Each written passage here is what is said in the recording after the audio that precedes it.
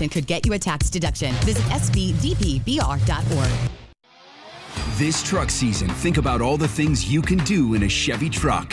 You'll be able to, or you can even just, with impressive towing, incredible bed and tailgate functionality, and multiple powertrains, Chevy trucks have what you need to get things done. When you want to do it all, Chevy's got you. See your Super Chevy dealers today. Ralph's Market in Gonzales is your one-stop meat shop, grilling up some of the finest meats around. From ribs to burgers, steaks, and chicken, Ralph's Market is your one-stop meat shop this summer. Visit both locations, Pelican Point and Gonzales, or online at ag.com.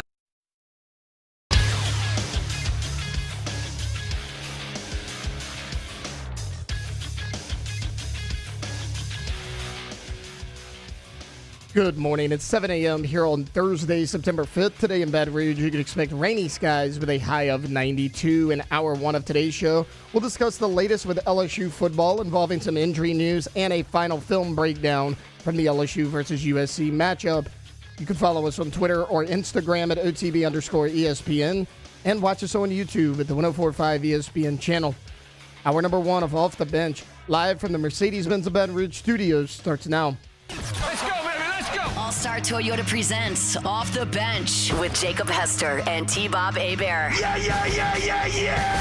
Off the Bench with Jacob Hester and T-Bob Hebert. Yeah, they said I gotta come off the bench. Now, here's Jacob Hester and T-Bob Hebert. Yo, what's happening, y'all? Welcome in OTB. It is Thursday, September 5th, 2024.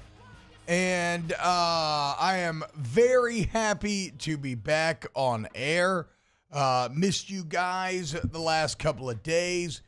We took a little Tuesday recovery day from Las Vegas, and then as many of you know, I talked about last week. My grandma passed. The service was yesterday. Thank you to everybody reaching out, sending positive messages, love, support. It meant a lot. It was a fantastic day, celebration of life. Saw a lot of friends and family, that we hadn't seen in a long time. So it was really special and fantastic. But I'm very glad to be back here today with you, and yeah, I'm going to be playing a little bit of catch-up here. As Taylor said, I want to kind of get into a final film review as I poured over this film for about 4 hours, and it's very revealing in many ways. It's painful to relive in some, and, it's honestly kind of bolstering in others. So we will break it all down on today's show. YouTube.com/1045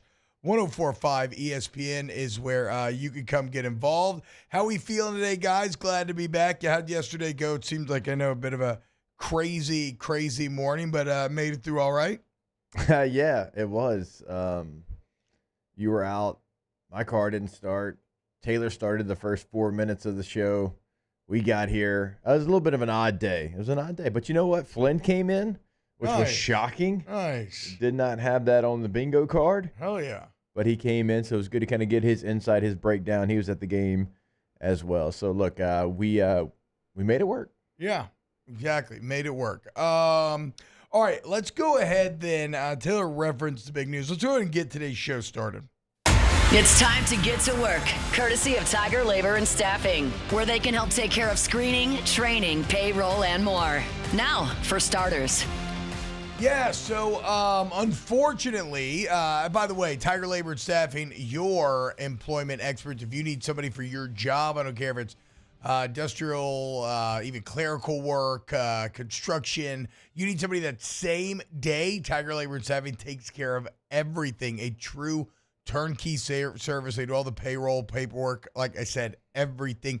And that can be for a one-day job, multi-week job, maybe even a forever job. So whether you are looking for the right person for the job or you are looking for a job you want to go, check out Tiger Labor and Staffing. Yeah, some really odd news broke at in the middle of yesterday. Your phone probably went off if you're a big LSU fan and you're watching this show. all of a sudden, kind of out of nowhere, because even rewatching the game, I don't know that I saw the moment that this would have happened. Maybe I thought this one tackle, but then he was back in, split out wide afterwards. I believe it happened in practice. Okay, it happened in practice. Yeah. Okay. That makes sense then. The next week. John Emery tears his ACL out for the season. Tore his left ACL last year. He tore his right one. This is so sad in so many different ways because John Emery, whether it's been, having to overcome some unfortunate academic situations, fighting through all of that, staying committed, finally getting back, getting hurt, staying committed, coming back, and then being the best player on the field in the third quarter of that game, and that is not an exaggeration, and actually looking like LSU's best running back by far. The fact that he would have that game, finally get some momentum going, and then once again tear his ACL is near unfathomable. It is representative of the worst part of sports, which are injuries, which are cruel and uncaring and unfair. And I mean, all I could say is just that I hope that John Emery overcomes this, and whether it's in football or anything else in life, that he finds the success that he has been working so hard for and chasing so hard for so many years. Yeah, and this is incredibly sad. It just is. Having a relationship with John, I know how hard he's worked on and off the field to get back on there. He doesn't hide from some of the academic stuff that he had. I mean, he admits where he was wrong. He put his head down. He went to work. When you went over there for practice or just workouts, kind of check in on the team, the strength coaches would just talk glowingly about the work that John put in to come back from the torn ACL that he had a year ago. And, talked about him doing all the right things to be able to be what you saw in the third quarter against USC. Yeah. And unfortunately, man, a guy just cannot catch a break. And you hate to see it. And again, trust me when I say, this is somebody that has attacked getting back on the football field with every force that he possibly could. Yeah. And then you go out there and you play like that, because let's not forget who he is as a player. I mean, he is explosive. He is big play threat guy every time he touches the ball. He's been that for a long time. I mean, you go back to 2020 against Alabama. He takes a stretch and he goes 70 or whatever it was. He on the field was going to help you this season. But more importantly, off the field, this is somebody that worked so hard to get back on the field. It's devastating. Well, and even down to the camp report from at the beginning of camp where, they're repping him and he's playing hard, but he's still trying to overcome some of that mental that mental block that comes from coming off of a major injury where you have to learn to trust your body again. And he had clearly learned to do so. And again, he was as much of a reason as anything else why that run game popped in the third quarter. Actually, the main reason, his vision, his power. We'll get into LSU's run blocking, which leaves a lot to be desired. But it's unfathomable how cruel of a break this is for John Emery. Again, I mean, I think it looked like he was going to be RB1. So a blow to Emery, a blow to the team as well. I think a major blow to the team. Yeah. Yeah. I mean, again. Major blow to Emery, too. Again, that's the part that I definitely want to focus on first because of knowing how he worked to get back to this point. But when you look at the other side of it, you're down now to 3 scholarship running backs that are available to you. You have 3 scholarship tight ends that are available to you. And it's a group, both those groups have to go way up. Could have used Mac Markway and his blocking ability in this game for sure. That's what I talked about yesterday, T. Yeah. The offensive line, they got to run block better. Pass protection was incredible. They got to run block better. But it was a point of emphasis for me yesterday after my film review in the tight ends. They were the poorest part of the run block game. Yeah. And if you're going to do the things that LSU's doing, they have to be not just okay, they've got to be good, because a lot of times they were the second puller. And when you're the second puller like that, you're the one that gives the back the vision. The first puller kicks out and opens the hole. The second one gives you the direction in which to go in. And if you're in the running back's lap, that's a no direction. Yeah, it's but even on, I mean, I agree with you. The tight end blocking was poor and has to get better. Otherwise, you're going to see a lot of the same kind of issues that you saw there. But even on that final 3rd and 1, yeah, like Pimpton got blown up and he holds the original sin. I'm still not, if he had a great block, I'm still not 100% convinced that you get that. We'll get to it in a bit more detail here next segment, but just very disappointed in the overall lack of push from an offensive line that, as Jake said, elite pass protectors. I mean, Nuss has the cleanest of pockets. He could cook dinner back there if he wanted to. But this almost feels like a group that has spent their entire life learning to pass pro. It's like the inverse of our age of football, where you spend your entire life learning how to run block, and then you have to kind of come to pass pro late. Yeah. Well, they've come to run blocking late, and it clearly shows. All right, let's do this. Let's go to break. Remember, guys, youtube.com/1045ESPN. If you want to get involved, you get your comments in the chat there. We're going to do an extensive film review next here on Off the Bench. Off the bench. Hey, guys, guess what? Today's the day.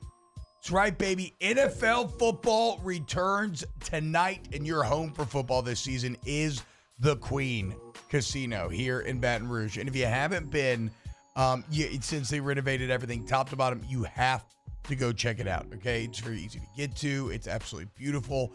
The DraftKings Sportsbook specifically is so much fun to watch games in with the lounges and everything else. The 1717 bar and restaurant right there, Shaq's Big Chicken, all this. Well, you want to see it for yourself? Come out tonight.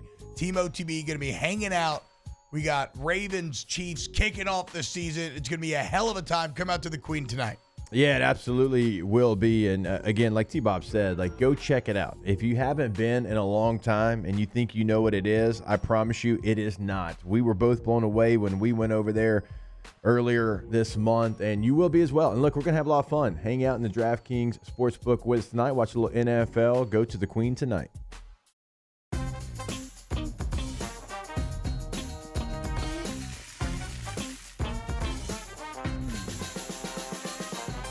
The best kept secret in town is out. Discover Tallulah at the Renaissance Hotel on Bluebonnet. Bayou Ford has the new inventory to get you in a new Ford truck or SUV today, or customize your next vehicle just the way you want it. All new Bayou Ford vehicles come with a 1 million mile powertrain warranty. The crew at Bayou Ford is going to do right by you. Gulf Coast Office Products is a nationally recognized Savin office equipment dealer based right here in Louisiana. Over 100 employees strong, Gulf Coast has the boots on the ground to support all vertical markets, from education, engineering, legal, and finance. With the latest in office technology, from desktop to production segment units, Gulf Coast and Savin have the perfect fit for you. Call 225-756-2644. That's 756-2644 for Gulf Coast Office Products. I've been doing business with Luba for 25 years. They're dependable, trustworthy. It's just the attention to detail with our clients. Our folks have years and years of experience. They're highly trained professionals, but many companies have that asset. What I'd like to think makes Luba a bit different is that we use those talents in a way that truly is dedicated to serving the needs of the folks who depend on us. There it is, the extra mile, on the border of expected and extraordinary for those willing to go further, like vans customized for work or play, with safety and tech to keep you connected, supported by a 5-star sales, service, and finance team, and backed by the 1-star you know. So go the extra mile. It's never crowded, because so few have what it takes to go there. Mercedes-Benz Vans.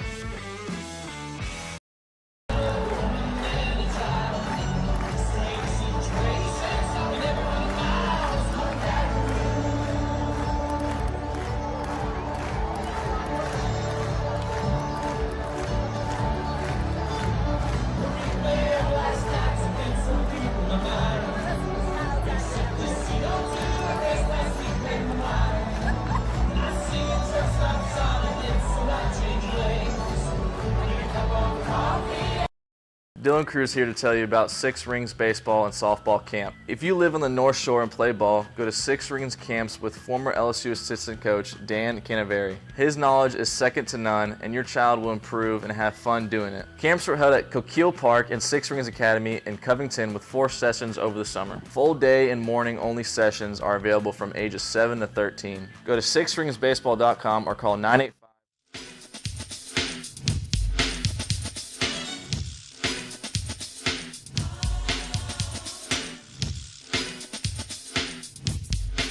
Welcome back to Off the Bench with Hester and T-Bob. All right, let's go ahead and dive into it, guys. YouTube.com/1045 ESPN. If you're hanging out with us, hit the like button. Okay, so like I said, poring over this film with a fine-tooth comb. I'm going to go through some general thoughts, things I like, things that I did not like. And Jake, you just hop in, stop me, disagree wherever. You object. Yeah. I need a gavel. That'd be awesome. So, general thoughts on this game. There's not a ton of outright bad film, which becomes a bit frustrating because it's not like last year where I could chart third downs, and by the end of it, it was like that scene in A Clockwork Orange, like somebody was holding my eyes open and they were, starting to bleed and my brain was leaking out of my ears. Like, no, this was a lot of good film. And maybe this is just the overall, you want a 5-second takeaway. The main thing I'm coming out of this game is just that I'm adjusting my ceiling on this LSU team. This is a good team. It's not a great team. It has very clear deficiencies that I thought the coaches actually did a very good job of masking, right? They are weak in the secondary. They are weak on the interior defensive line. And to come up with the defensive performance that they did despite that is actually pretty impressive. So if anything, I come out of here trusting the coaches, seeing obvious deficiencies. I think the ceiling's 9-3. I think 8-4 is probably the most mathematically realistic at this point. Anyway. But how do you feel, okay, before you move on, how do you feel watching this tape compared to watching Florida State? Because this is a team that won 10 games a year ago. After watching that tape, watching this tape, what's your different feeling? Much better coached. A much higher level of execution on both sides of the ball. Also less talented, though, clearly. And it's not just the secondary and the D-line. It's also, there's no Malik Neighbors, Brian Thomas, or Jaden Daniels out there, right? And the running back room is okay. And so, but again, a high level of execution. Now, still too many crucial mistakes, as we will get to. But it's just it's the defensive improvement is huge, but the step back offensively, while not, it's hard. It's a bit nuanced. Not huge from like an execution standpoint, but just from an overall talent and threat standpoint. I think threat. Yes, I think threat is the perfect word to use because there was things that USC was not threatened by. That caused LSU problems, and I don't know what LSU could do to fix those problems. Because it was like USC had an extra defender out there because there wasn't a threat. Now, some of it, LSU had the right idea, but there were a couple bad reads, right? Like that early 3rd and 3 where it's a zone read and the end crashes down. No respect for the Nuss pull. The end never thought a second all night long. So the thing is, what they've done, and it's smart, he just didn't pull it, was – they had Mason Taylor out on an RPO in the flat wide open on that play. He pulls it. Taylor runs for about 30. On that 2nd and 8, the only bad throw that Nuss had all night when he spiked it into the ground, that was that same concept. He does pull it. Again, it's open. He just spiked the throw. So I do like what they're doing there. Okay, Nuss can't run. That's fine. But we'll put a receiver in the flats, and that can kind of that's going to be our version of Jaden pulling. He's not Jaden Daniels, okay? He can be Matt Flynn. Matt had 100 carries in 2007. 100. We talked about it yesterday. That's true. They're very similar in their athletic skill. Okay, they're a 4.7 guy, which is great. You can run at 4.7. that was I was surprised that at one point, because USC and their edge defenders bat out of hell.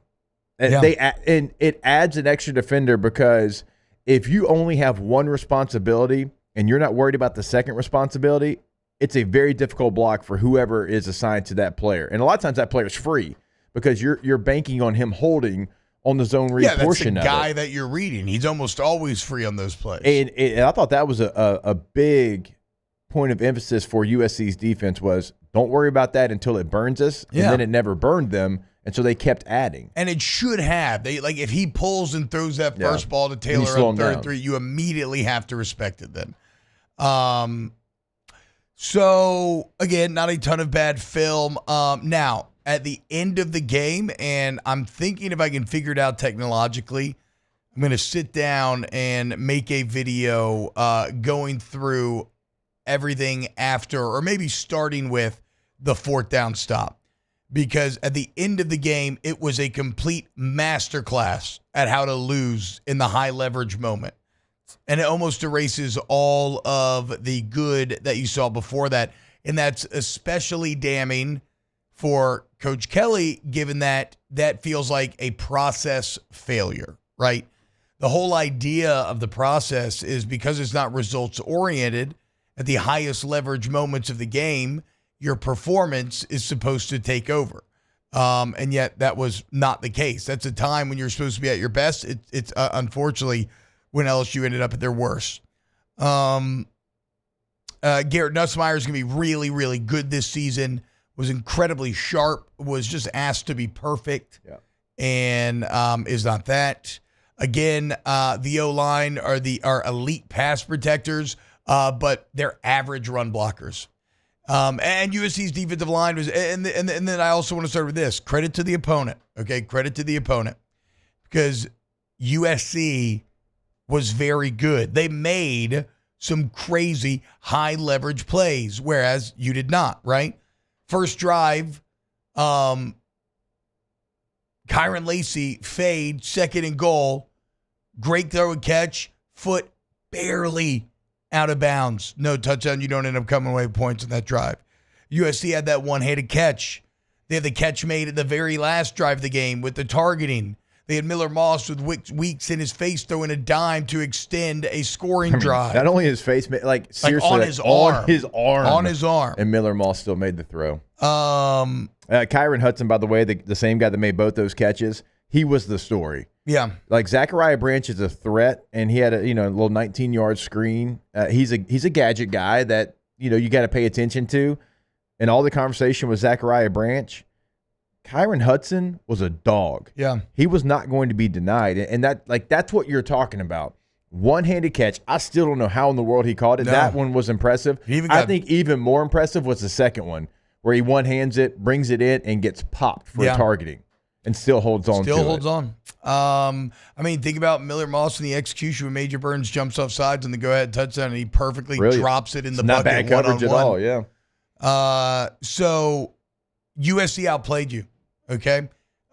They made the more high-leverage plays, but by far the most disappointing part, and I think, honestly, the thing that Jake Flint and his staff has to answer questions about, they out-physicaled you. They looked bigger, faster, and stronger. I actually credit the LSU coaching staff a bit for overcoming what looked like a physically deficient team compared to one to the other. Like that was my least favorite part.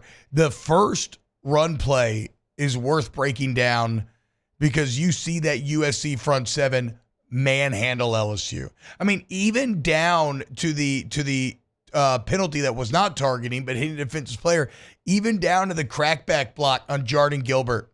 I saw 6 or 7 times where USC made LSU's heads bobble. The old bobblehead effect.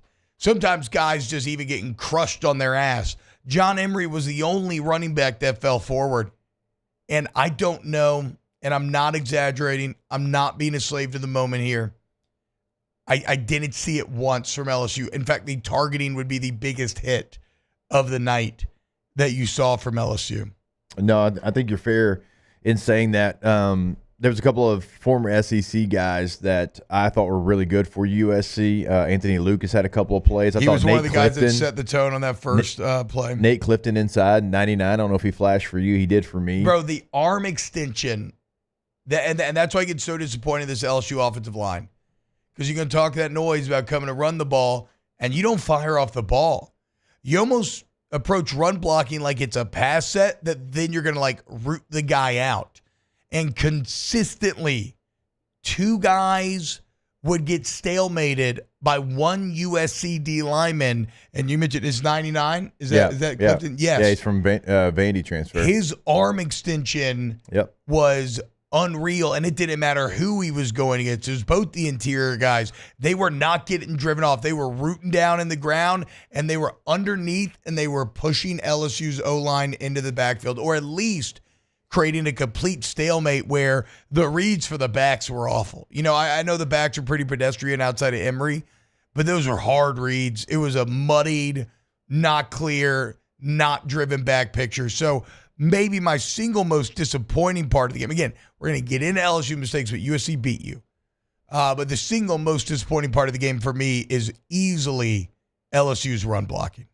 And it's not even close. If you're going to be that team, and I talked about it yesterday, it's not just your offensive line. Like, yes, it has to be. And you don't run a fullback. And so, like, that's not going to come into it either. And you have 3 scholarship tight ends. Those tight ends have to raise their level of play. And when we're talking about Green, obviously that's going to be a player. He is going to be an F all day long. Trey'Dez Green's not going to be a Y. He's never going to be one, and that's okay. He is going to be a really good player for LSU. So you basically have 2 options at Y. Yeah. And Mason Taylor in the NFL, probably going to be an F as well. Yeah. And look, if you're at home, you probably notice, but if you don't, look, a Y tight end is going to have his hand in the dirt. He's going to be like basically a yackle is what we call that. He's going to be a tackle that basically goes out for some passes. He's going to have an 80 number, but he could easily have a 70 number. You don't have that. That player's now at Nebraska. So you have a bunch of Fs. Now, Pimpton has the size, but as we saw in this game, it is just he's been right like a now, young Cole Taylor. He's willing, but he's tall, skinny, and his technique is bad. And so, okay, what are you going to do when you have a bunch of Fs? I don't know that you can get those runs done that you're trying to do without a true Y. Because you're pulling those guys. Those guys are point of emphasis at the point of attack.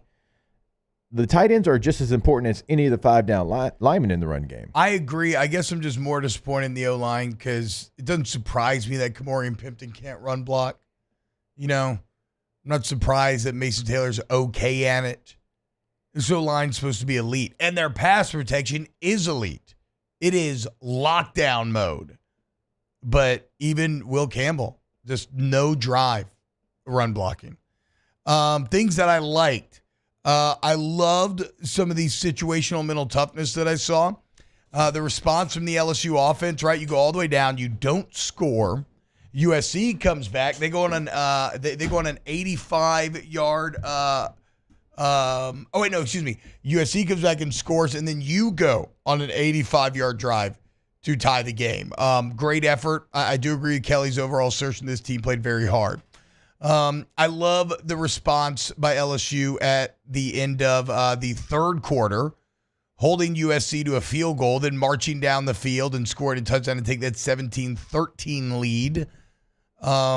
I obviously love the fact that the defense played so well as to create a 4th down turnover against a very high executing, threatening at the skill positions, really sharp quarterback play to take that USC offense and force a 4th down turnover on downs with 8 minutes left in the game, and it's 17-13. That is something you could not have fathomed last season. I thought Aaron Anderson was fantastic. Savion Jones was awesome throughout. Whit Weeks is your best linebacker, and really Harold Perkins needs to take notes from Whit Weeks on how to play aggressive in the middle when you're asked to blitz and get in the backfield.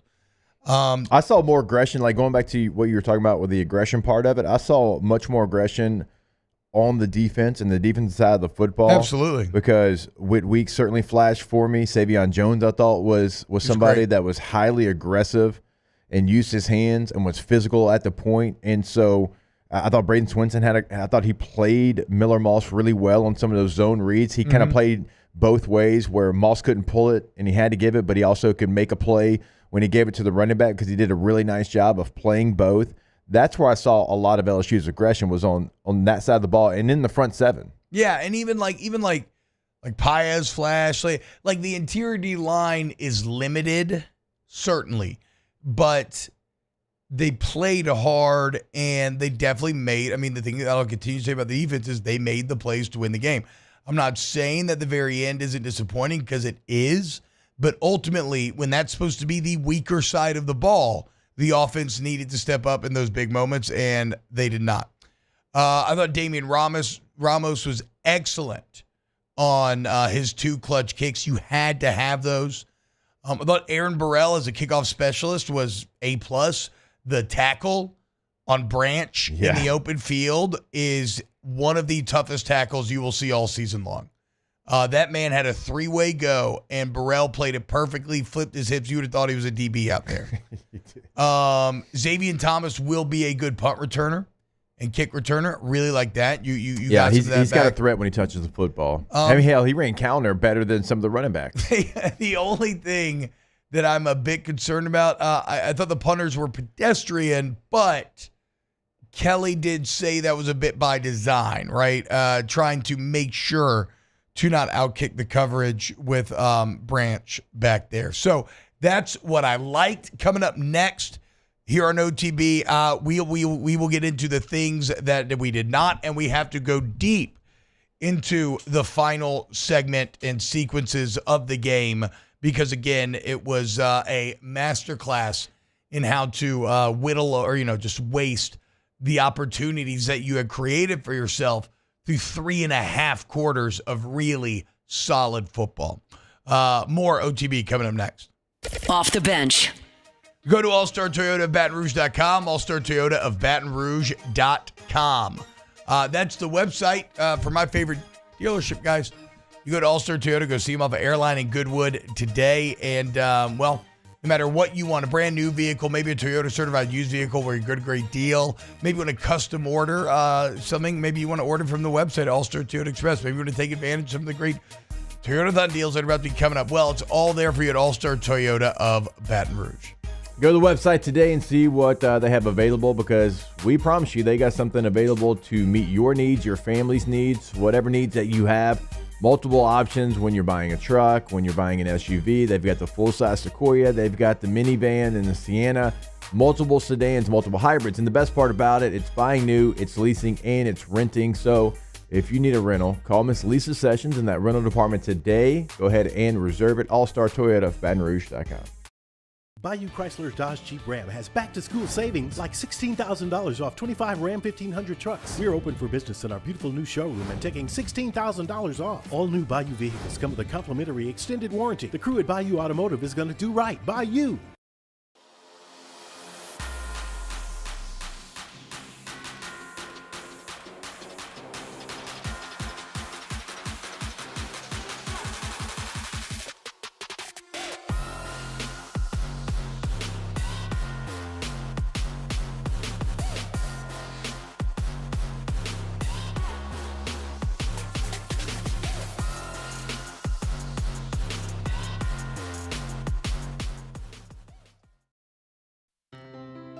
When it comes to ending cancer, we push forward, always working together for you.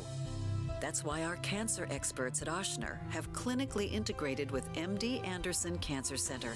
This means advanced cancer care, including access to life-saving clinical trials and integrating care to treat the whole you. Introducing Ochsner MD Anderson Cancer Center. Long live you.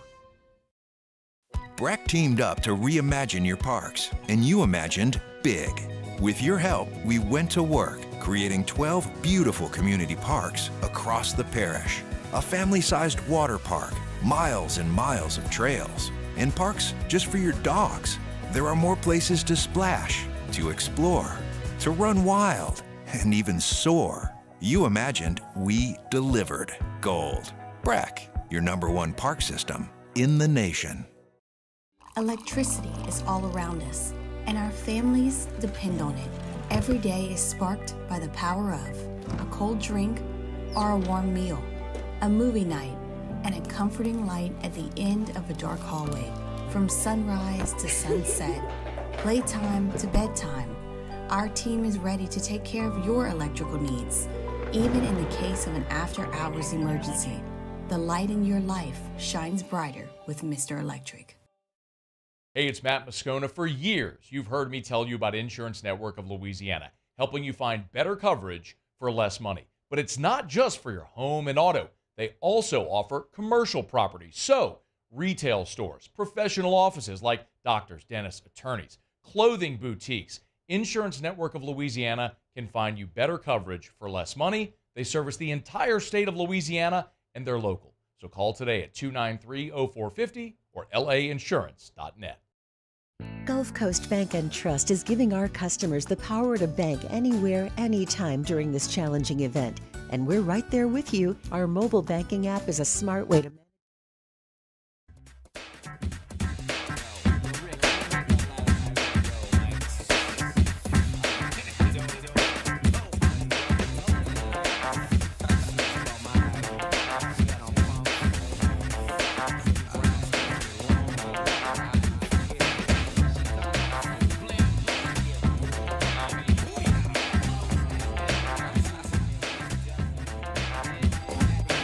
Welcome back to Off the Bench with Hester and T-Bob. Dane Burger on the $5 super chat. Take away the damn player pods and give him metal chairs. Toughen up. Tired of seeing soft LSU teams. I mean, Drake, do you agree with my assertion that he's calling me Drake? Drake, yes. Do you agree with my assertion though that they were, I mean, kind of soft? I don't want to throw. Is too aggressive. I don't want to throw a blanket on every player and say that. No, but they were the least. They were the less physical team. I think passive is better than. They were very much the less physical team. There was attempts. Yeah. Yeah. Soft may be a bit too hard. Soft almost feels like you weren't trying. I think there was effort there to try to be that, and certainly there was players again like. And I think we'll see this, but I don't know why over the last 2 years, and Witt played way more this game than he did a year ago. That's a player, even if he guesses wrong, or even if the assignment's not perfect, the aggression that Witt Weeks gives you at linebacker, I need to see it every play. Yeah. I do. His pass rush, I think it was the best LSU. Let me check while we're sitting here talking. I want to check out his pass rush grade. I'd be surprised if Savion Jones didn't have the. No. Witt Weeks, 93.2. Wow. Savion Jones, 74, who was the second highest. Okay, when Witt Weeks pressured, he was coming with bad intentions. Yeah. Like, he got home every time. Now, Miller Moss did a fantastic job, again, of getting the ball out of his hands. Like, I need that aggression. Like, it was full speed, and you know what? If my body gets damaged because I'm going full speed, we'll think about that later. Like, Yeah. that's what he had, and so, like, I want to see just more of that. Okay, so we went through the things we liked, things that I didn't like, and Oh gosh, that was supposed to be the good things. Yeah. I mean, those were the good things, but things that I didn't like. I didn't love Harold Perkins' play, and today there's an article in the Advocate about Coach Kelly saying that he needs to narrow his focus. I would agree with that. You know, I was hoping that through Blake Baker, you would have a Perkins that was kind of guided like a missile or like a rocket, and then, you know, you pull the trigger. And instead, you got kind of a scanning for target sort of player. And it's, I mean, him and Mason Cobb are the same size. USC's linebacker number 13. And you watch the two play, and it could not be more different. Mason Cobb's doing the thing like Jake is talking about, where even on plays where he's not making the play, he's in the backfield affecting the play. He's getting close to it. The point of contact, he plays heavy with his hands and hits the linemen that are coming after him, whereas Perkins catches. He needs better hands. He needs to play more violent. He just looks like new to the position still. And I don't exactly know how you fix that this late in the game, but he has to find a way to be more violent and be more impactful. And I know he had 9 tackles, but a lot of those tackles are kind of passively reading, flowing over the top, and making the tackle after the damage has already been done. And look, sometimes he had at least one great play on the zone read to be there at the time the ball's being handed off, and still, even though you have both guys in your hand, have the wherewithal to stick with Miller Moss, and then he ends up pitching to the running back. But like, that was a great play, but that was the exception, not the rule. Yeah, and I know there's going to be a lot of people that like just put him on the edge. He's not an every down edge player. No, he just because you can be that third down edge without question, and you can wreak havoc there. But if you're there on first and second down, they're just going to try to run right at you. Yeah, because you got a 320-pound tackle and a 220-pound linebacker, right? And so like he's got to continue to grow at stack linebacker. He just has to, because that's where he's going to play. Like that's what his body size tells you. It's what his kind of body type is going to allow him to do. And sure, like you can go out there and you can make plays on the edge at third down, but it's not going to be for 3 downs. And so to T-Bob's point, like you have to raise your level of play inside the box, because that is going to be where you have to live.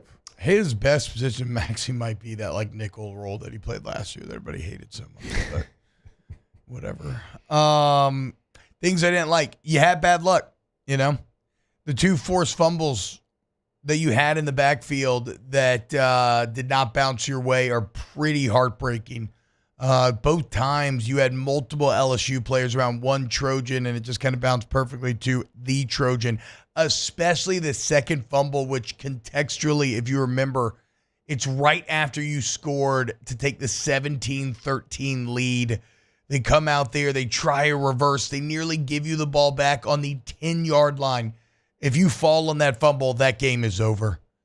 You score a touchdown, all of a sudden you score 2 touchdowns, 2 minutes, you're up 24-13. That's GG.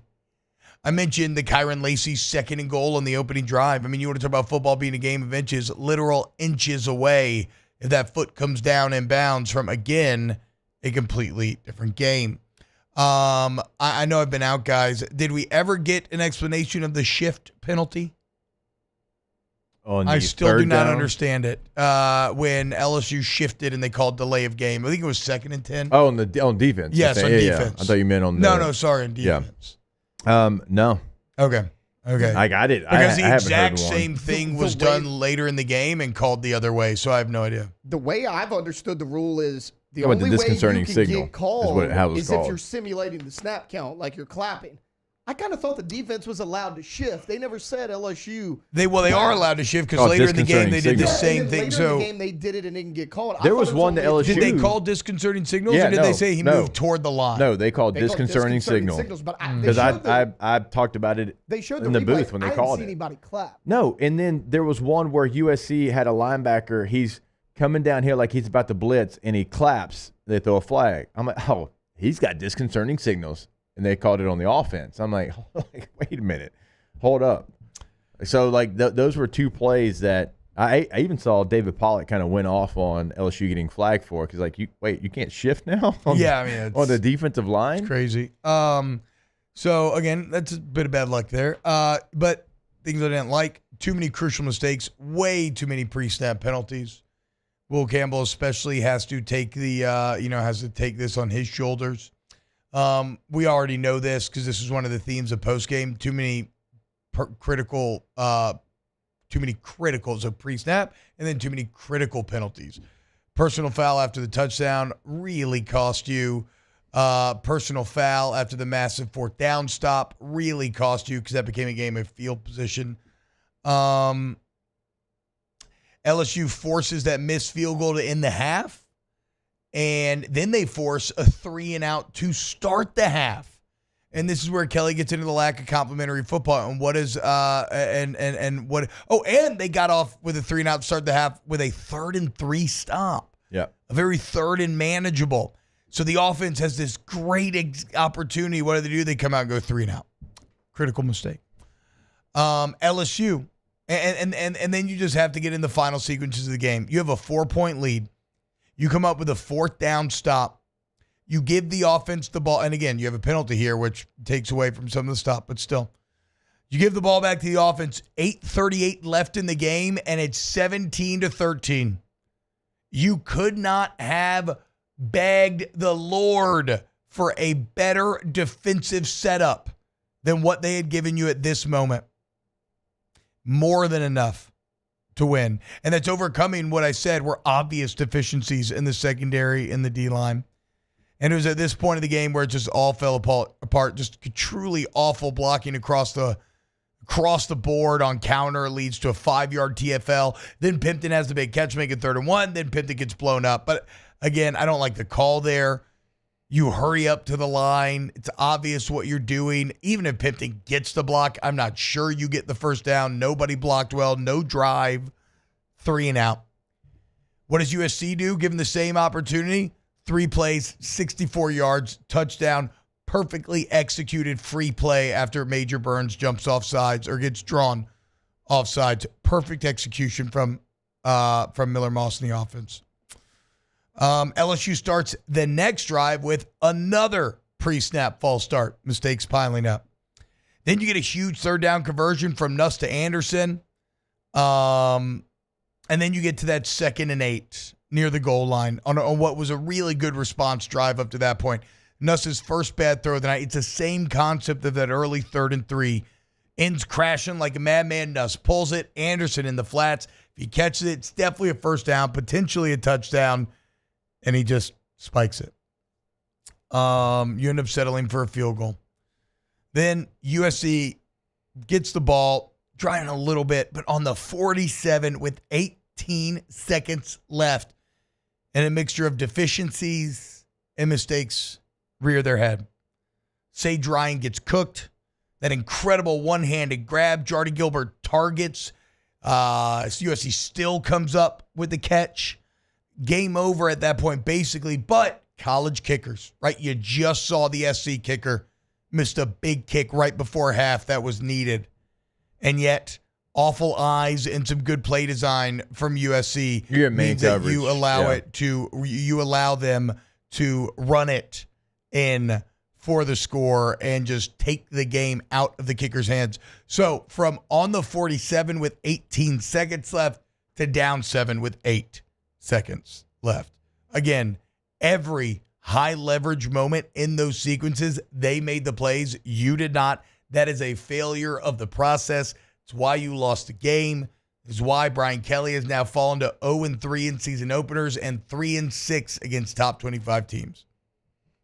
Yeah, on the last one, I know we got to go to break. They were in full man, and that's why you saw the safeties kind of cross each other, kind of cross the field there, because the tight end went across the formation. So the safety that had him went across the formation, and it's a play in which I still like to see LSU get the runner certainly on the ground. But it was good play design. It was a good play design in the situation, and they left no doubt. Right, because you're right. Like, you never know with college kickers. He had already missed, like, basically what was going to be the same distance. Yeah, exactly. And you let him in the end zone. And then, you throw an interception there at the end, but you're trying everything you can. That thing's going to turn into, pitch back 17-time fest. But for the most part, it was like a clean game, like a well-played game. Yeah. But everything you laid out there, you're exactly right. And that is why it's frustrating, because the 5 difference makers, like the 5 things that which way are they going to go, all 5 of them kind of go against LSU. Yeah. Again, bit of bad luck, but mostly USC taking those moments from LSU. All right. When we get back, close out hour 1 real quick, and then we'll get to hour 2. Keep it locked. Off the bench. GEAUXTommies.com, GEAUXTommies.com. Tommy's Windows, Doors, and Siding is there for you guys. You need hardy plank or vinyl siding, wood or vinyl windows. You need any type of door, and you can trust Tommy's because they have integrity. They're dependable. They're efficient. They get the job done correctly. They're licensed, bonded, and insured. You get free professional estimates. And I think when you deal with a team, that's really going to sell you on it, right? Which is why I always tell you, I'm not telling you just go with them outright. Make them one of the bids on your project and let Tommy and his team prove to why they are the right people for your next job. That's GEAUXTommys.com. Yep. When you go to the website, check out the work they can do for you. It's a really nice website as far as a gallery of work, testimonials of past client results, but also remember they can do your custom job. So even if you don't see it, just have Tommy out because they can absolutely get it done. Go Tommys.com. When it comes to ending cancer, we push forward, always working together for you. That's why our cancer experts at Ochsner have clinically integrated with MD Anderson Cancer Center. This means advanced cancer care, including access to life-saving clinical trials and integrating care to treat the whole you. Introducing Ochsner MD Anderson Cancer Center. Long live you. There's nothing chill about a hot, sweaty line. Unless you add mountain cold refreshment. Coors Light. Choose chill.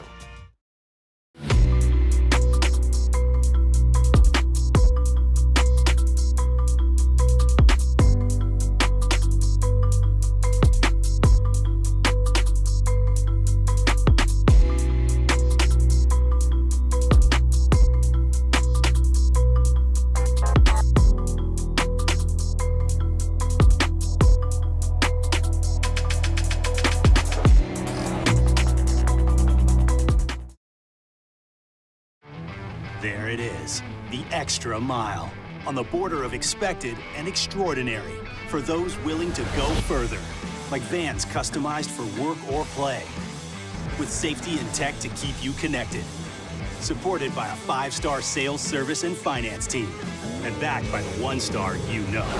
So go the extra mile. It's never crowded, because so few have what it takes to go there.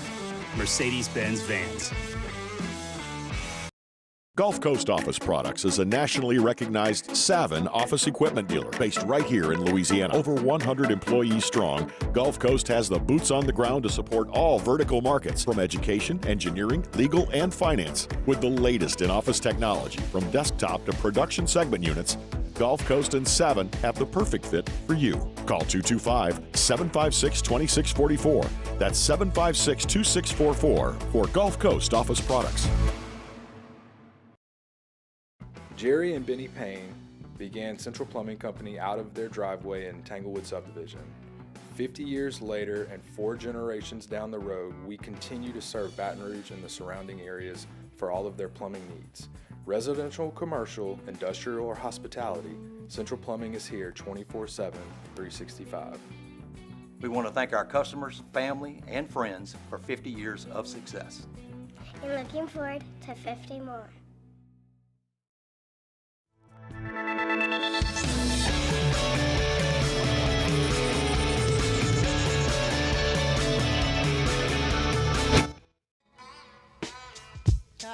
Yo, this is why Clef Refuge Welcome back to Off the Bench with Hester and T-Bob. What's happening, y'all? Welcome back, OTB. So where do we sit now, guys, after week 1? Like, what does everybody think about who this team is or what the potential is? Because, again, like I said, I think to me now 9-3 is the ceiling, but given some of the deficiencies that I saw, while I still like how they were coached and some of the execution, like with this schedule and some of the matchups, like some of the players that you'll face that are maybe able to exploit some of your weaknesses, I think a 5-3 SEC record probably feels most realistic, which puts you at 8-4. Well, here's the situation. So a year ago, I thought you played much worse in the opener, and you still went 6-2 in the SEC. So honestly, like for me to come up here and say 5-3, 6-2, whatever in the SEC, honestly, like we haven't seen enough, because this tape looked better than it did last year against Florida. You still lost the game. You didn't make plays. All of those things are true.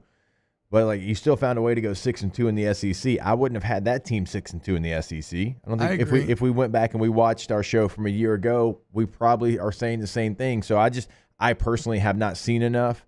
You're not going to find out anything about this team in this game. Going on the road against South Carolina feels like going on the road to Mississippi State last year. Are you really going to give yourself over one way or the other? Like, it's just, we're not going to know, really, I think, the identity of this team and what the ceiling truly is until they play Ole Miss at home. Ironically, I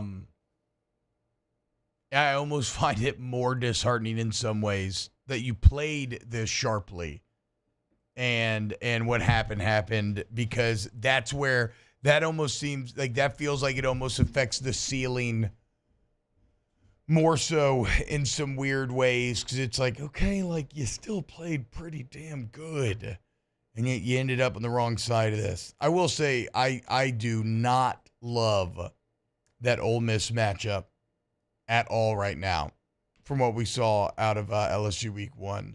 Trying to keep up with those skill positions and that coach, because Lincoln Riley coached a hell of a game, to be clear. That offense was really well designed. That Ole Miss team, yeah, that's going to be tough. It's going to be tough. We'll see. All right, we got a lot of other college football news to get to. We got the Saints get ready to open up their season against Carolina Panthers. Keep it locked right here on Off the Bench. Off the Bench. Go to K to Z window coverings, KTOZblinds.com. That's KTOZblinds.com. K to Z is your answer for, look, any window cover needs that you have, man. Have Brandon and the team out to your home and watch when they go through your house and they start to explain to you, okay, well, here's what we can do, here's what we can do. You're going to be shocked at just how much it can change the dynamics of your home. And that's aesthetically, that's functionally. It's football season. You're going to be grilling and chilling outside. Get yourself a little drop-down exterior shade, guys, so you can stay cool. Also cool off the interior of your home, help with glare on the TV, all these sorts of positive ancillary effects that you don't even realize. K to Z window coverage, KTOZblinds.com. We always encourage you, have them come out to your home, because they are going to know your space in like 5 minutes, and they're going to know exactly what you need to upgrade your home. Interior, exterior, go check out that outdoor shade that we've been telling you about, KTOZblinds.com.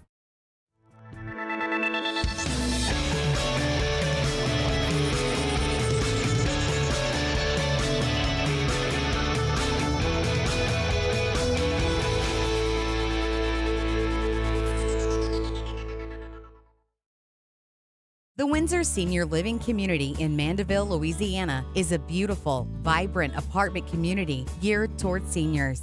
They are nestled right in the heart of Mandeville, where seniors live a more carefree lifestyle in spacious apartments with the peace of mind that comes from having a little extra help. Call the Windsor at 985-624-8040 to schedule a lunch and tour. Come see how the Windsor can be your passport to peace of mind.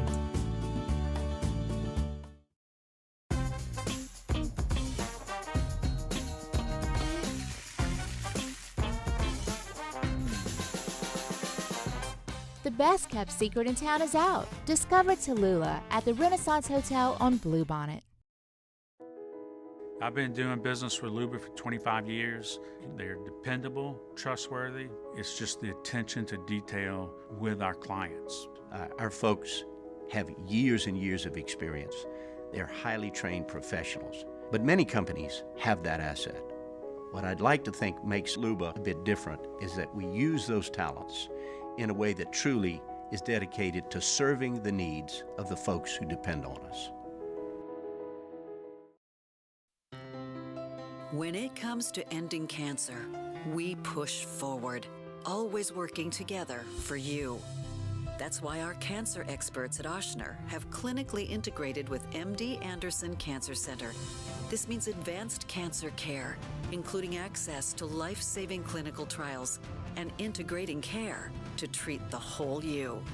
Introducing Ochsner MD Anderson Cancer Center. Long live you. Dylan Cruz here to tell you about Six Rings Baseball and Softball Camp. If you live on the North Shore and play ball, go to Six Rings Camps with former LSU assistant coach Dan Canaveri. His knowledge is second to none, and your child will improve and have fun doing it. Camps were held at Coquille Park and Six Rings Academy in Covington with 4 sessions over the summer. Full day and morning only sessions are available from ages 7 to 13. Go to sixringsbaseball.com or call 985-206-9096. Learn the game to love the game. Breck teamed up to reimagine your parks, and you imagined big. With your help, we went to work, creating 12 beautiful community parks across the parish. A family-sized water park, miles and miles of trails, and parks just for your dogs. There are more places to splash, to explore, to run wild, and even soar. You imagined, we delivered. Gold. Breck, your #1 park system in the nation. Electricity is all around us, and our families depend on it. Every day is sparked by the power of a cold drink.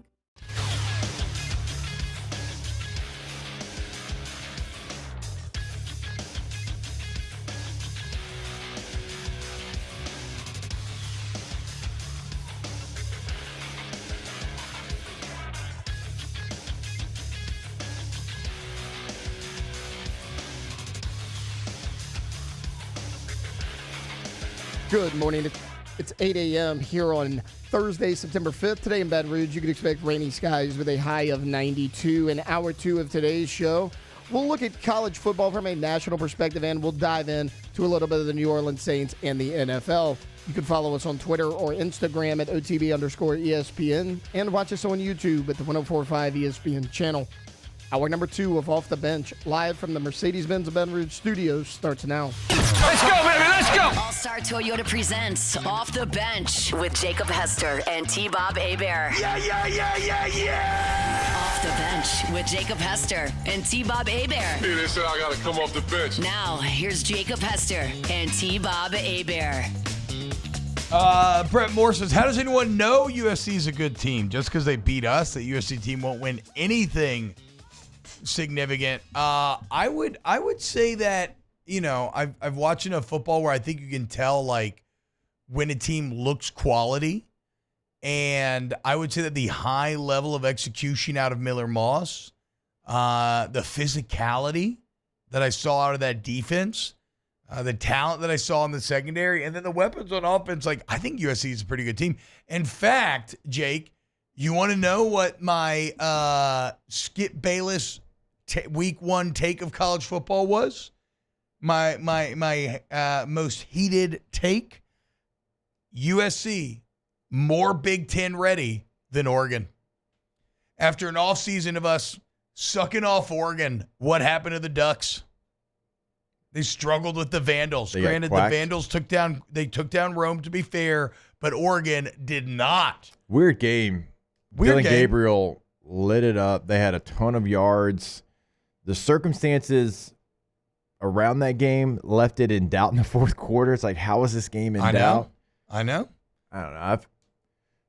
That's why I'm calling it like the hottest of takes. I know it's probably stupid, but objectively on the field, USC looked physical, looked big, strong, fast, and Oregon struggled with a team that they are miles more talented than. Well, that was Oregon's problem. They weren't physical. They averaged 2.9 yards per carry against Idaho. But I thought I kept hearing all off season about how good Oregon was in the trenches and how big and strong in SEC like they were. So that's my hottest college football take coming out of week 1. USC more Big Ten ready than the Oregon Ducks. Dylan Gabriel, Jeff Levy. Can he do it without Levy? You know, Dylan Gabriel threw for like 1,000 yards in the game. Blake Shapen looked pretty awesome. Greatest show on turf up there in Starkville. He did actually talk. To him, he actually did after the game. Man, great young man. It was good to see him get that opportunity. They're gonna be fun. They're gonna be fun. They're going to lose some games like 65-40, but it's gonna be fun as hell. Yeah, to watch. So what was did you have any hot takes coming out of week 1? You know who's really Big Ten ready? Who? Iowa. Yeah. I still got questions about Iowa's offense, bro. Whoa. Chill out. I like the fact that 3 wide receivers caught touchdowns, which is more than each of the last 2 years. I think it was combined. Yeah. I think it was 2 and 1 maybe over the last 2 years. But you know who went actually, like all jokes aside, went and earned a victory was Vanderbilt. I went back and watched that tape. I haven't watched it yet. Vanderbilt went and earned that victory. Like the fact that they dominated the first portion of the game. Virginia Tech made enough plays to come back. Heartbreak for Vanderbilt at the end of regulation, missing a kick, and didn't blink, came back, scored, and then held. That was impressive. And you talk about popping pads? Vandy was popping pads. That did not look like a distant cousin to the team we saw them be a year ago. That was impressive. Okay, so I've got a few teams that are playoff frauds. I've got a few teams that are on fraud watch. And then I'll give you my favorite teams of the week, and I want to see where y'all agree or disagree. Okay. We're going to start, unfortunately, with LSU as a playoff fraud.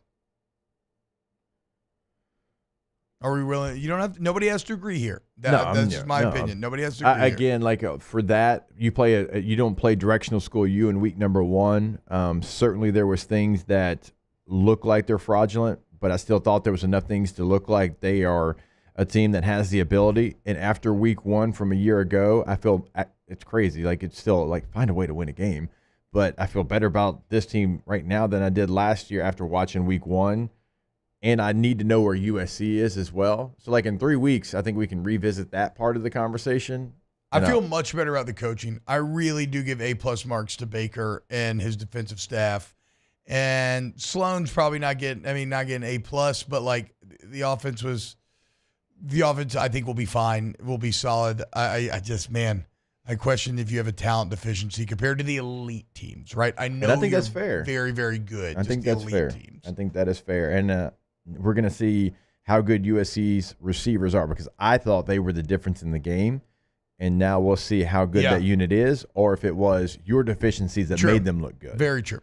Jeff G says, T-Bob, how do you feel USC lost to Utah State this weekend? Dame says, it's 3rd year in a row. We say LSU's opponents look stronger, more physical, tougher. Maybe LSU's just soft. We got to remember, I don't think USC is going to lose to Utah State. I think they're going to be pretty good. I could be wrong.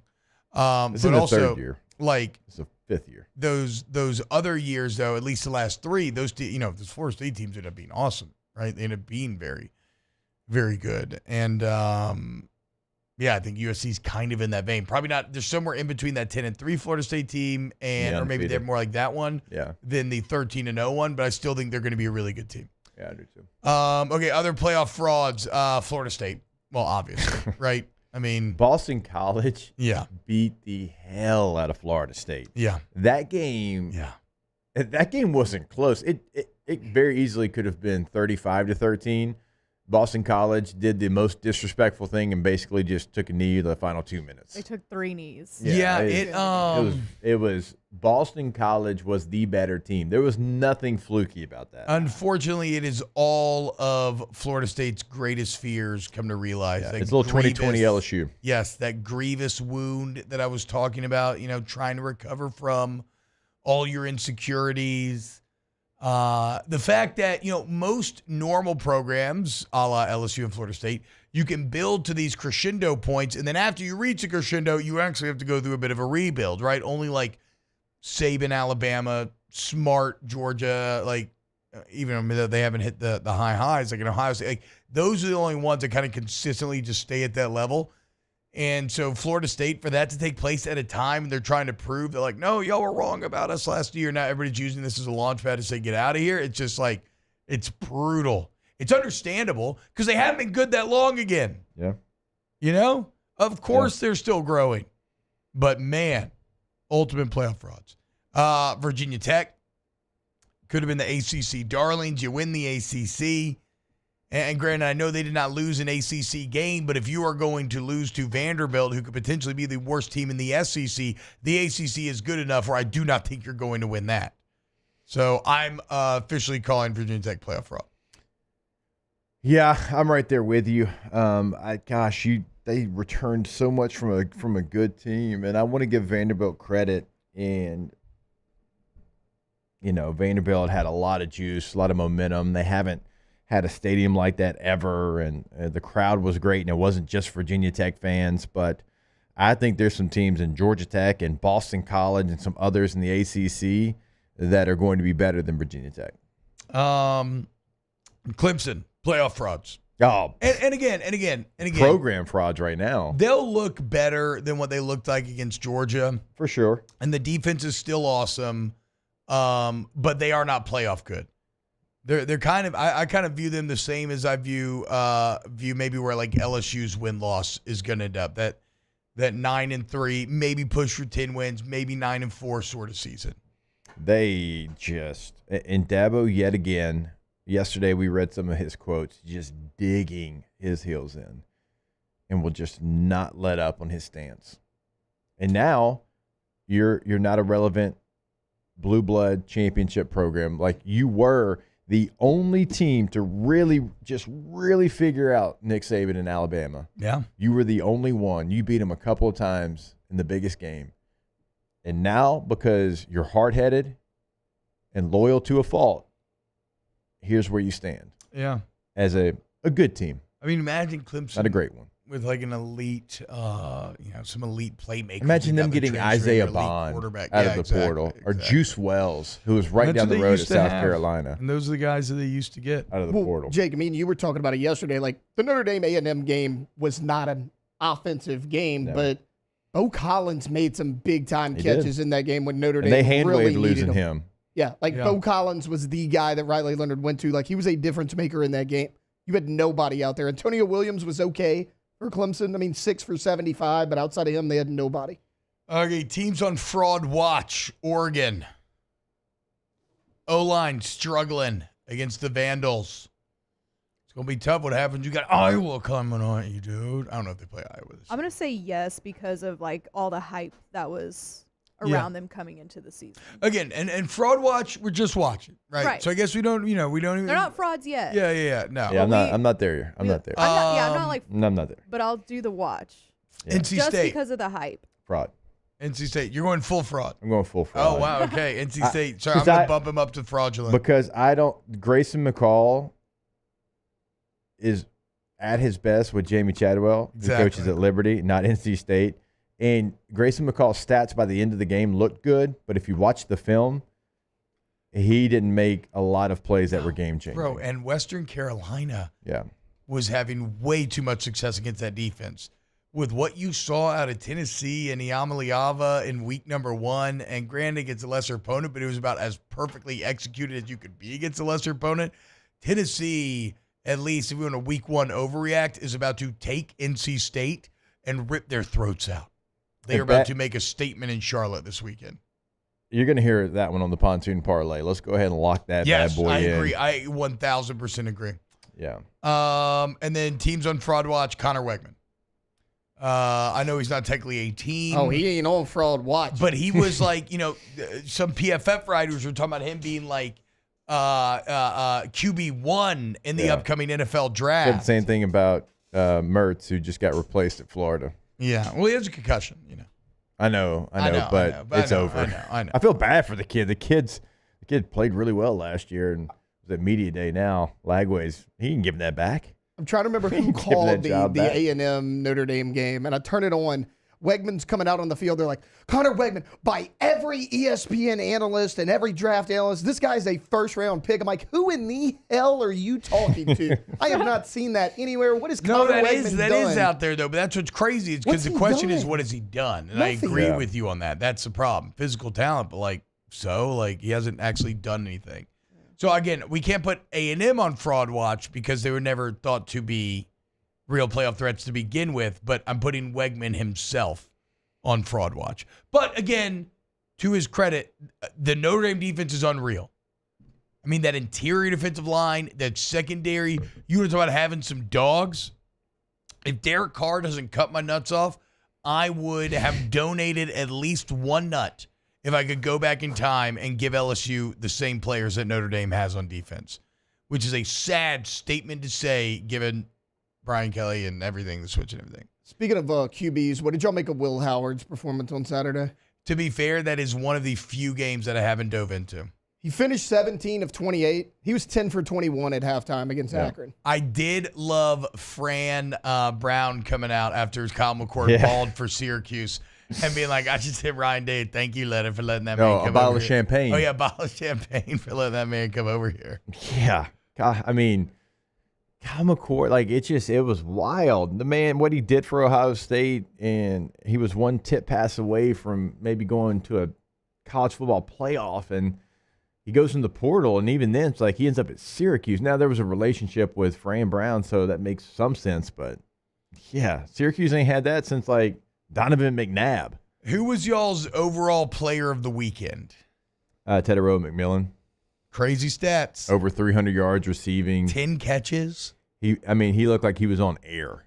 How many touchdowns did he end up with? I think he had 3 or 4. He had 4 touchdowns. He got tackled at the 1 also. Yeah. He should have had 5. He's a cheat code, man. And I love the fact that he should have been ranked 99 when they were doing the EA player rankings. Him and Noah Fafita together, and the fact that they stayed at Arizona, they didn't go to Washington, they didn't go into the portal. Those would have been 2 of the highest paid players in the portal. Yeah. And they stay in Tucson, and they've been boys for a long time, and the connection that they have, their defense isn't what their defense was a year ago. They've got some pieces. Davis at corner is going to be a first-round pick, but they're going to have games that are just like they played out against New Mexico. They're going to have 69 to 45 games in the Big 12.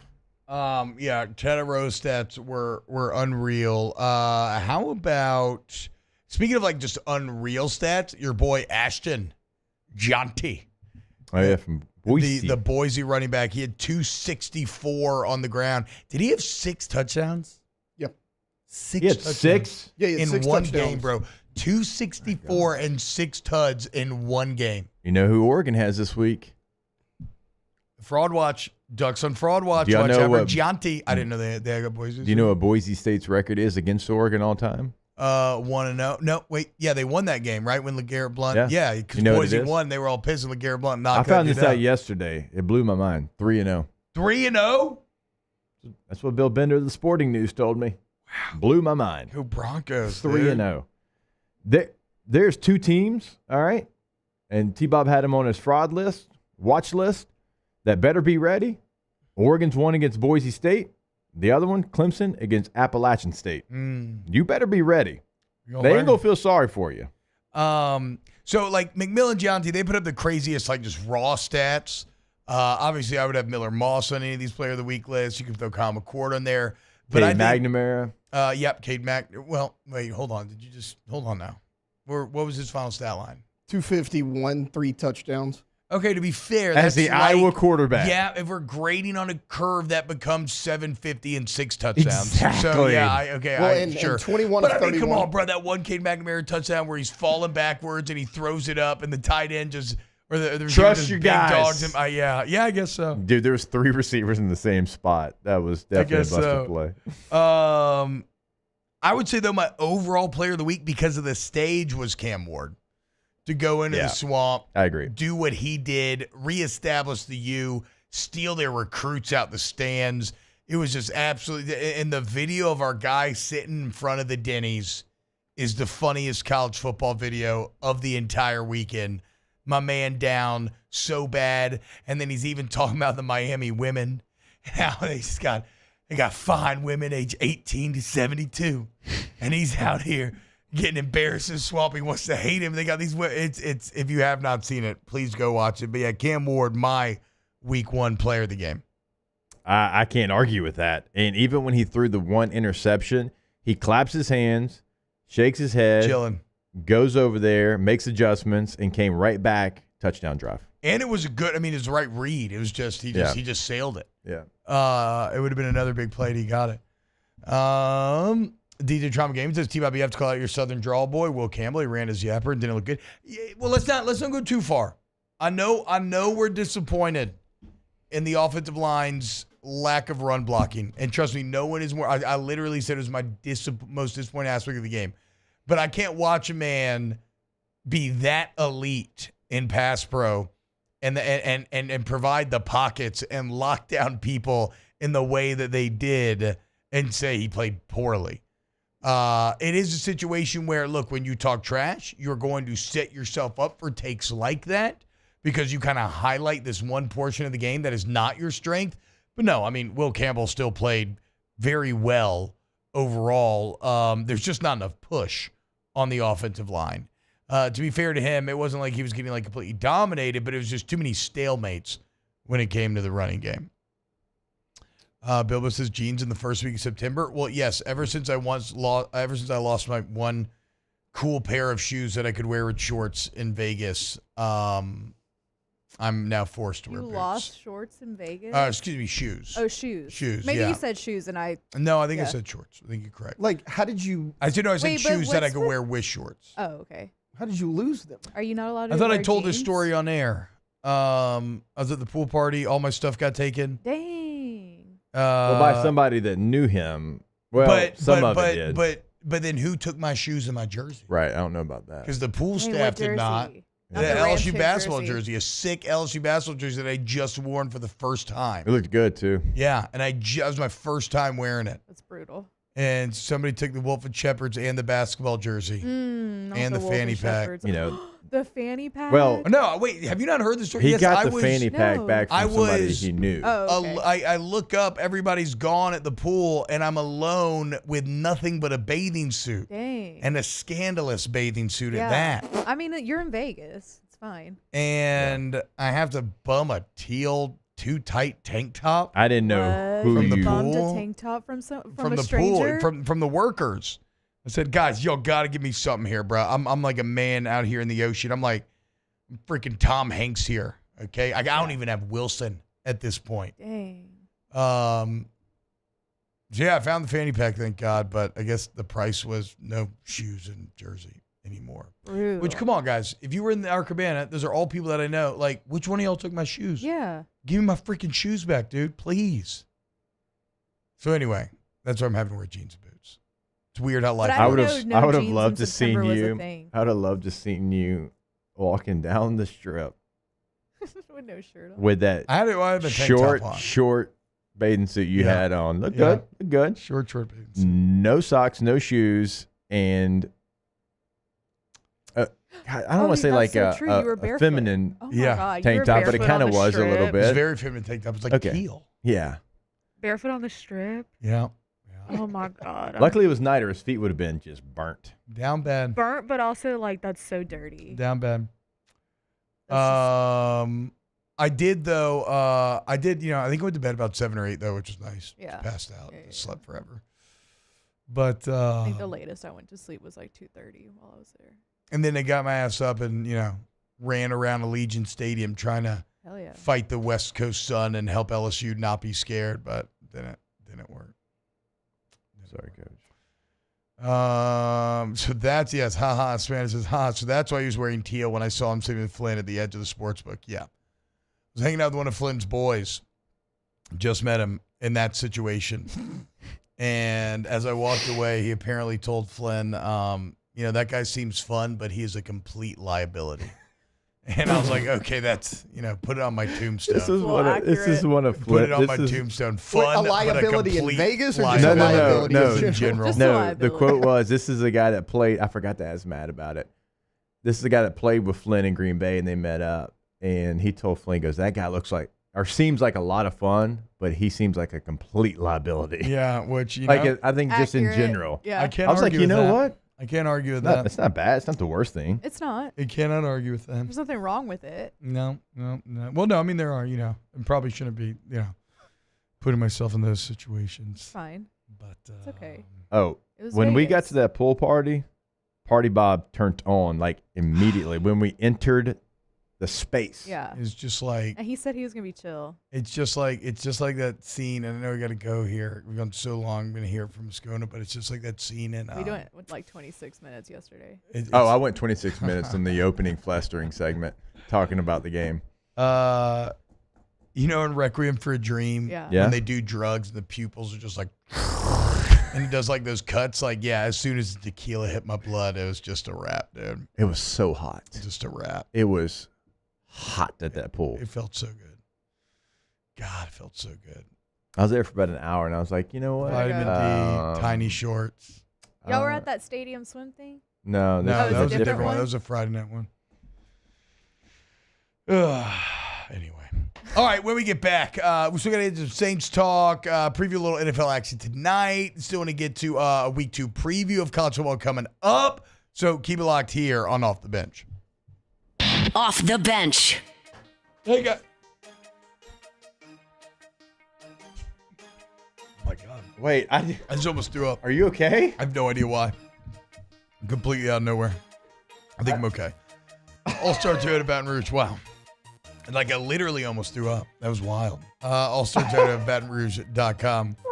Just like I throw up the M's, to my friends when I see them in the other minivans. I was looking at you. I didn't know what was going on. Shout out the minivan gang. But look, if you want a big old Tundra, you want a Tacoma, Camry, RAV4, maybe explore getting a hybrid, right? You'll go full EV. You don't want to have to charge that thing, but you still want to save money on gas. My new Sienna is a hybrid, and I freaking love it. Go to All-Star Toyota Baton Rouge, allstartoyotabatonrouge.com. Go to the website today. Somebody said there's a toddler out there with new shoes and bacon. allstartoyotabatonrouge.com. We're Rev Business, a local provider with nearly 90 years of experience. So when it comes to business in Louisiana, we know that personalized service is key. And we're here to go the extra mile with all fiber solutions that deliver what every business needs: reliability and quality. We're not just providers. We're the local team dedicated to helping you succeed. True partnerships are homegrown. Rev Business, internet, phone, managed services. Visit us at letsrev.biz. It's no secret. The best oysters in Baton Rouge are at Jolie Pearl Oyster Bar. Enjoy mouth-watering South Louisiana flavor and oysters from all over the country. And don't forget our nightly drink specials.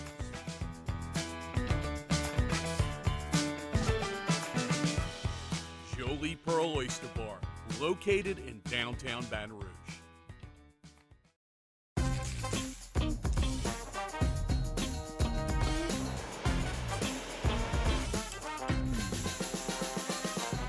The best kept secret in town is out. Discover Tallulah at the Renaissance Hotel on Bluebonnet.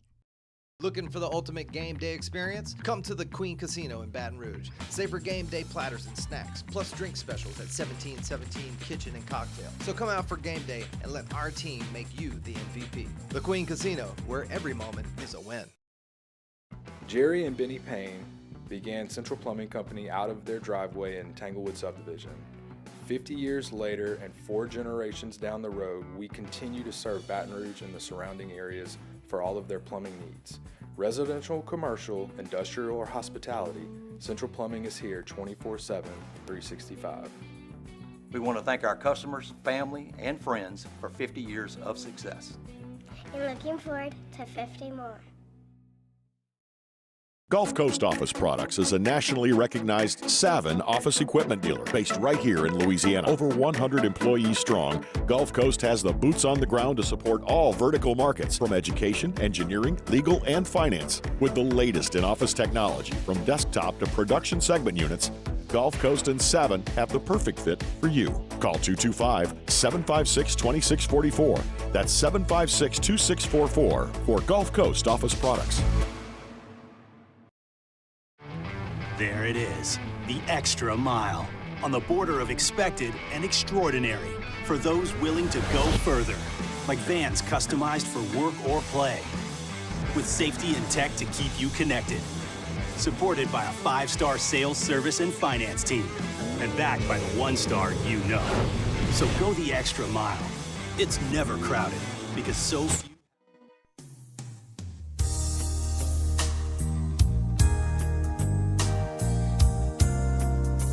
Girl, you know we belong together.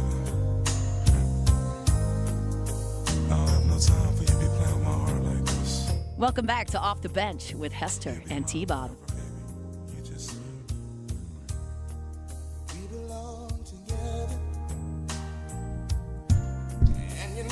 Welcome back, OTBs. Boy, Jetpack, y'all talk about Nico from Tennessee yet? He's scary good. Yeah, Yamagata looked awesome. Looked great. Looked really, really good. I mean, again, there's a lot of teams that were not challenged in the same way that LSU was because they didn't play very good teams. They played whatever. Chattanooga. Yeah. As Dan Mullen would say. But, like, you know, in the first half, he throws for 304 tuds or whatever. It's like Ole Miss. Who they even play? Doesn't matter. Furman. Yeah, Furman, right? The Paladins. Great mascot. But they What do, is you know, Paladin? like a Paladin's like a kind of tanky spell user. Like they're gonna have a lot of beneficial healing and buff spells for you and your friends, but unlike just a straight magic user, I think of them more as being like armored and maybe like carrying a hammer, so they can kind of handle themselves in close combat, but they're going to infuse them and their allies with the power of the light. Exactly what I thought it was going to be. But again, Ole Miss, yes, played fervent, whatever, but they looked, you know, perfect offensively in doing so. Who else was like that? I'm missing one other one that I wanted to mention. Alabama, Western Kentucky. I didn't think they looked as crisp as Tennessee and Ole Miss, but those are better opponents. Texas, right? Colorado State. Yeah, Texas, Colorado State, yes, because Colorado State's actually like Mount that West. Ain't Furman. It's and not. That ain't, that ain't nothing. Not an FCS or a for how school. Dominant Texas looked, just straight whooping ass, man. So on Off Campus on Mondays, we do a segment, Right, Wrong, and Indifferent, because I do think it's important to admit when you're wrong in this profession, and so many people are reluctant to do so, and it drives me crazy. So, like, it's a great segment to be like, hey, okay, yeah, sure, I was right here. That played out like I thought it was going to, but my God, did I miss that? I do think it's important to get those out there. Penn State. Yeah, they look good. They look good. Penn State. Now, West Virginia had some misfortunes early with some fumbles and some snaps, but still, Penn State, to me, in the second half, if they can be that creative offensively and Drew Aller can make those throws and those plays, okay, I apologize because you did the things that I didn't think you could do because you haven't done them in the past. Yeah, the thing that sucks if you're a Penn State player, and I mean, you probably don't care. You're just going to keep your pump. You're going to keep doing your thing. Penn State will not get credit until they beat one of the big boys. You know what I'm saying? Because although I agree with you, it looked different in how they beat the team that they were supposed to beat, but they always beat the team that they're supposed to beat. It's like Penn State's just got to beat one of the big boys for somebody to care. But I do feel more confident in them beating the big boys than I did previously. Yeah, I do too. There. Yeah. I thought Alabama was one of the other teams that looked really good in week one. I remain not happy about, I think, what Jalen Milroe could do with that offense this year. I thought Oklahoma I didn't watch Oklahoma super close, but I feel like Jackson Arnold was pretty solid. Yeah, right? The offense was highly efficient. Yeah. They were on their front foot the entire game. Yeah, so I thought it was impressive. God, Jackson Dart really had 418 yards and 6 touchdowns the first half. It's so stupid. You know who was impressive, and it's not going to get talked about, was Georgia Tech being able to handle success of beating Florida State and then coming back and playing against a school in Georgia State that is like right across the street from them. Right. Yeah. So those players want to play against Georgia Tech, and they went out there. Not only did they win, they covered the spread. They win 35-12. That was an important win for them if they want to continue to ascend up to maybe having an opportunity at the ACC, because a team like that, when you don't have success, how do you handle it? They actually handled it very well, and now it sets up a game on the road. It's going to always be the Carrier Dome for me. It's like the JMA Wireless Dome now. It's the Carrier Dome. Against Syracuse, a different place to play. That place, if you've ever been there, covered a game there, it is unique to say the least. That's an early kick, noon Eastern kick on the ACC network. Good game, that's going to be your early window. I don't know what else we have in the early window. Texas, What do you Michigan. mean? Hold on now. You talking about 11 a.m. or 2:30? Well, 11 a.m. our time, noon Eastern. Yeah. There's only one game that matters. Michigan, Texas. No, isn't it big noon kickoff? Michigan, Texas. No, Colorado, Nebraska? Is that not 11 a.m.? I think Michigan. I think you're right. And I thought think Michigan, it's Texas was big noon. Yeah. Okay, I don't care about Michigan, Texas. I'm talking about Colorado, Nebraska, the real game of the week. If it's going up against Michigan, Texas, it will get lost in the sauce. But you're right, Syracuse, Georgia Tech, sneaky really Colorado, good Nebraska is ACC at 6:30 on Saturday. Even better, dude. That's what I'm freaking talking about. I did have Nebraska in my winners over the weekend, Jake. Raiola, yeah, he's a freshman, but he's legit. Nebraska fans should have zero doubt that they got their quarterback. Yeah. And I think they beat Colorado this weekend. Oh, I think they cover. They're like I do. I agree. They're like a more evolved version of North Dakota State in some ways. You want to know another really sneaky good game at the 11 a.m. Central Time window? It's going to be on main ESPN. Kansas State at Tulane. Oh, wow. Oh, yeah, the revenge game from a couple of years ago. Yeah, when K-State won the Big 12 and lost to Tulane. Yeah, would have been in the playoff potentially had they not. Georgia obviously looked incredible. And then you got to be impressed with Notre Dame going into College Station and winning in this brutal, physical way in which they did. So those are my big winners. Georgia, Notre Dame, Texas, USC, Bama, Penn State, Tennessee, Nebraska, Oklahoma, Ole Miss. I know there's many other games, but yeah. Cam Rising had 10 completions and 5 touchdowns. I know. I saw that. I was like, how does that happen? That's just Utah football, baby. Winning ham. All right, when we get back, let's talk a little Saints-Panthers.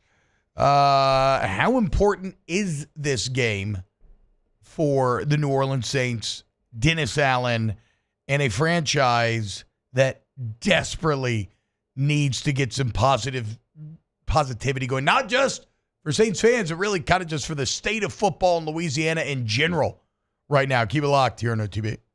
Off the bench.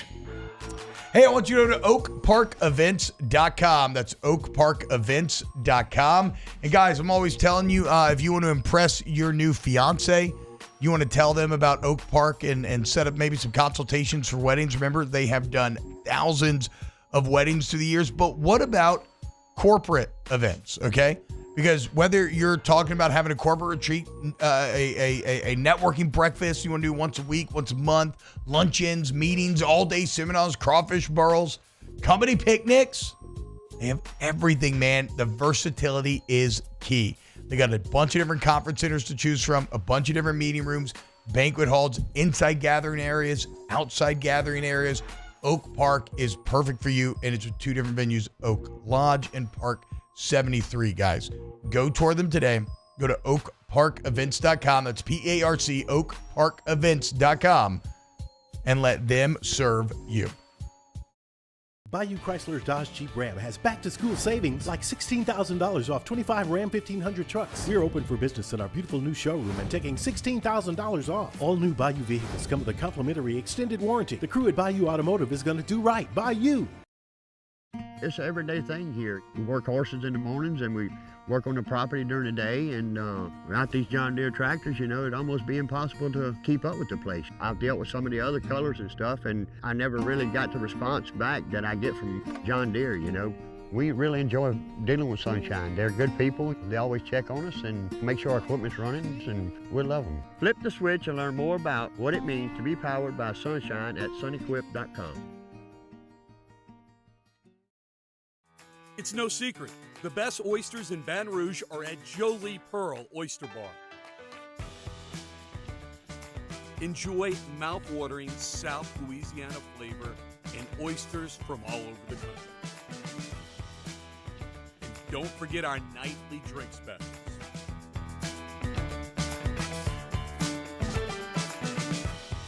Jolie Pearl Oyster Bar, located in downtown Baton Rouge. When it comes to ending cancer, we push forward, always working together for you. That's why our cancer experts at Ochsner have clinically integrated with MD Anderson Cancer Center.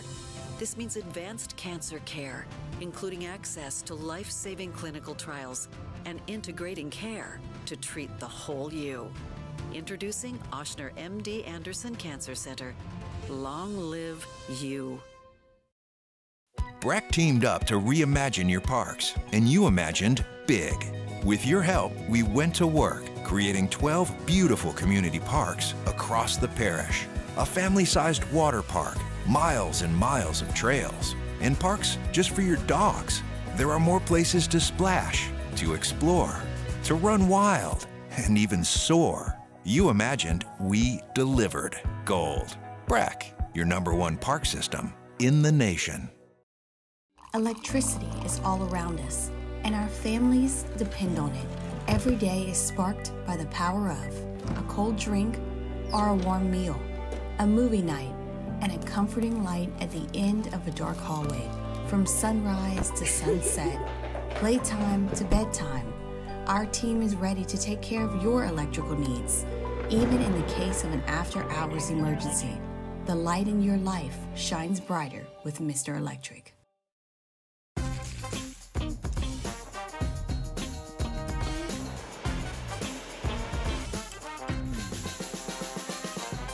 The best. We belong together, and you know that I'm right. Welcome back to Off the Bench with Hester and T-Bob. All right, guys. Look, Saints football back this weekend against the saddest ass team in the NFL, the Carolina Panthers. Okay. I called Sunday's game against USC the most important game of the Brian Kelly era. And it's a wet fart in the end. Failure. This is not the most, I don't know if I even care to, does the most important game of Dennis Allen there even, exist? Right? No. But this is a weird game, Jake, because winning would be great. And as we kind of alluded to with Mayo on Monday, it's kind of fascinating how Derek Carr could almost there's now been a vacuum created that he could step into and give people hope and be like, look, I'm good and the team's going to be good. But even worse, even a bigger deal than winning would be losing this game. The mental stability of Louisiana football fans is on the line this Sunday. After what just happened with LSU, and again, like you always talk about, beating Nichols is going to do nothing this weekend for fans.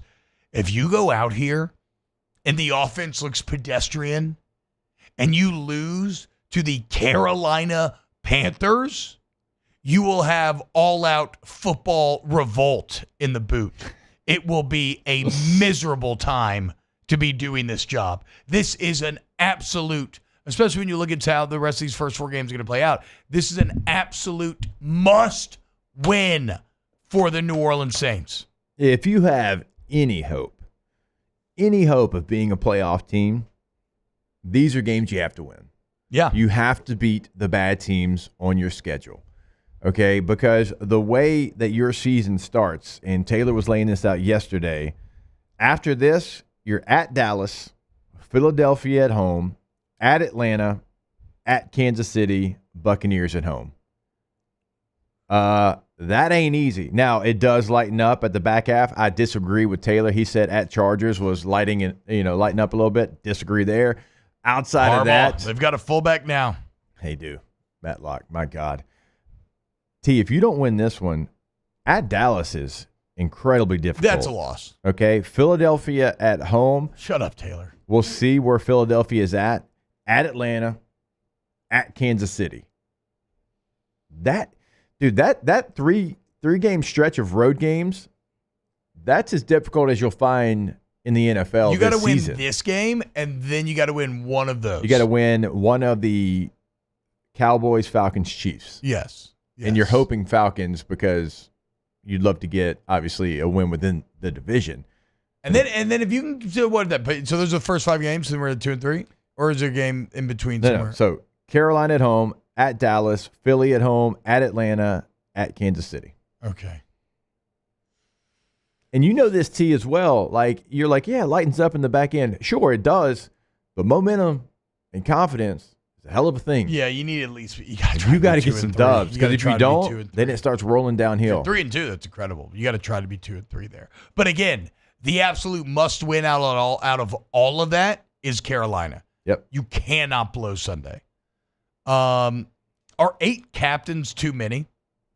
Yes. I was because that was I mean, I don't want to disparage anybody, but that was kind of my initial reaction to the fact that the Saints went from 6 captains a few years ago to 7 captains and now 8. A lot of teams are doing this too. Captains. I saw it this year. Are there 8 people on the Saints that Well, I are mean, captain? Guys, there's Or only 7 on 11. defense. There's only 11 players on the field at any given time. Yeah, that's more than. So what? We're just gonna give the whole unit the C? Dude, back in the day, it was like 1 offense, 1 defense, 1 special. Yeah, teams. Like yeah. that was, you had 3 captains. Yeah. What is this We had- participation Everybody's a captain? captain, then We everybody's a had captain. we had 3 when I was with San Diego. It was me for special teams, Big Phillip time. Rivers, and then our defensive captain was Weddle, I think.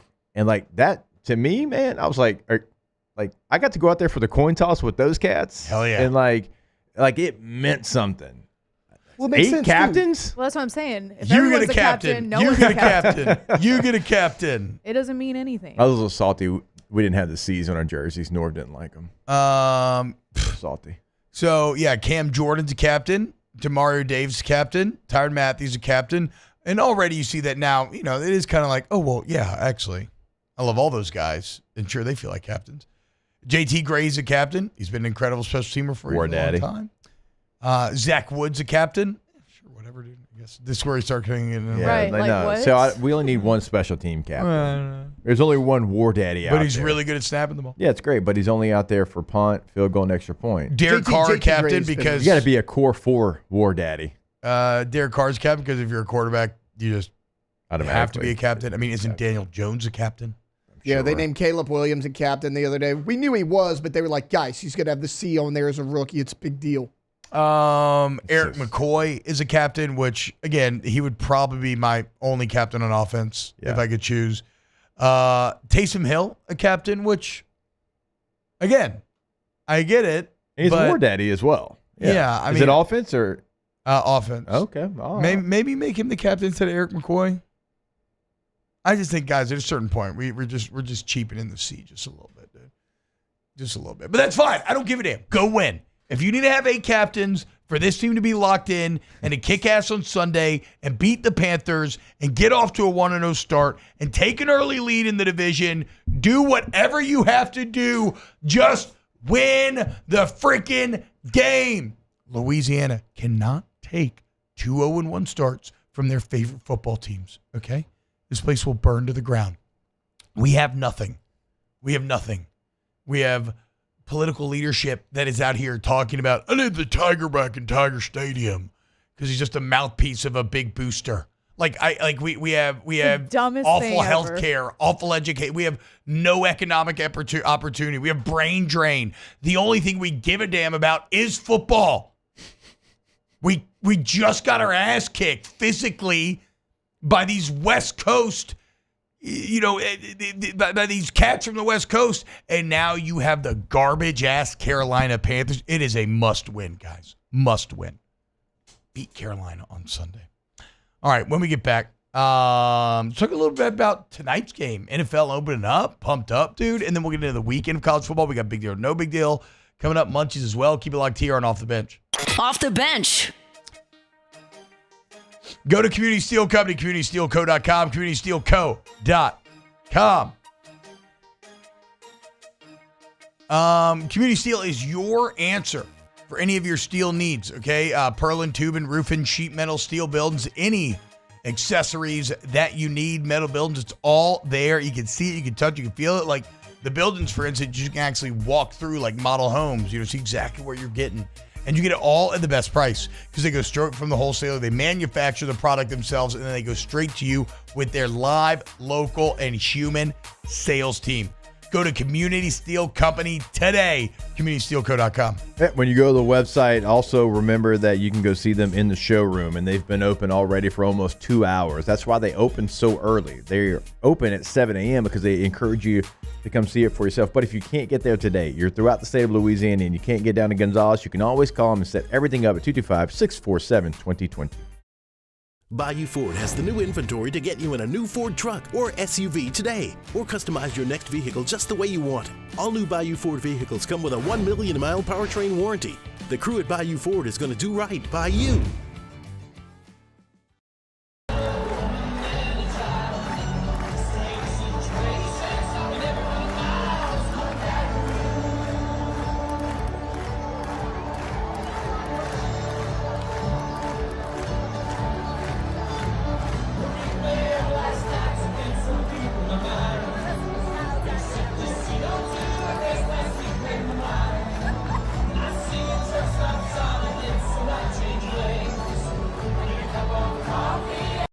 Hey, it's Matt Moscona. For years, you've heard me tell you about Insurance Network of Louisiana, helping you find better coverage for less money. But it's not just for your home and auto. They also offer commercial property. So, retail stores, professional offices like doctors, dentists, attorneys, clothing boutiques. Insurance Network of Louisiana can find you better coverage for less money. They service the entire state of Louisiana, and they're local. So call today at 293-0450 or lainsurance.net.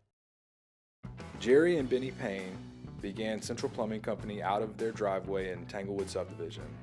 50 years later and 4 generations down the road, we continue to serve Baton Rouge and the surrounding areas for all of their plumbing needs. Residential, commercial, industrial, or hospitality, Central Plumbing is here 24/7, 365. We want to thank our customers, family, and friends for 50 years of success. And looking forward to 50 more. Gulf Coast Office Products is a nationally recognized Savin office equipment dealer based right here in Louisiana. Over 100 employees strong, Gulf Coast has the boots on the ground to support all vertical markets, from education, engineering, legal, and finance. With the latest in office technology, from desktop to production segment units, Gulf Coast and Savin have the perfect fit for you. Call 225-756-2644. That's 756-2644 for Gulf Coast Office Products. There it is, the extra mile, on the border of expected and extraordinary, for those willing to go further, like vans customized for work or play, with safety and tech to keep you connected, supported by a 5-star sales, service, and finance team, and backed by the 1-star you know. So go the extra mile. It's never crowded, because so few have what it takes to go there. Mercedes-Benz Vans. At Relief Windows, we're more than windows. We're windows, doors, hardy plank, and vinyl siding. But our #1 product is always customer satisfaction.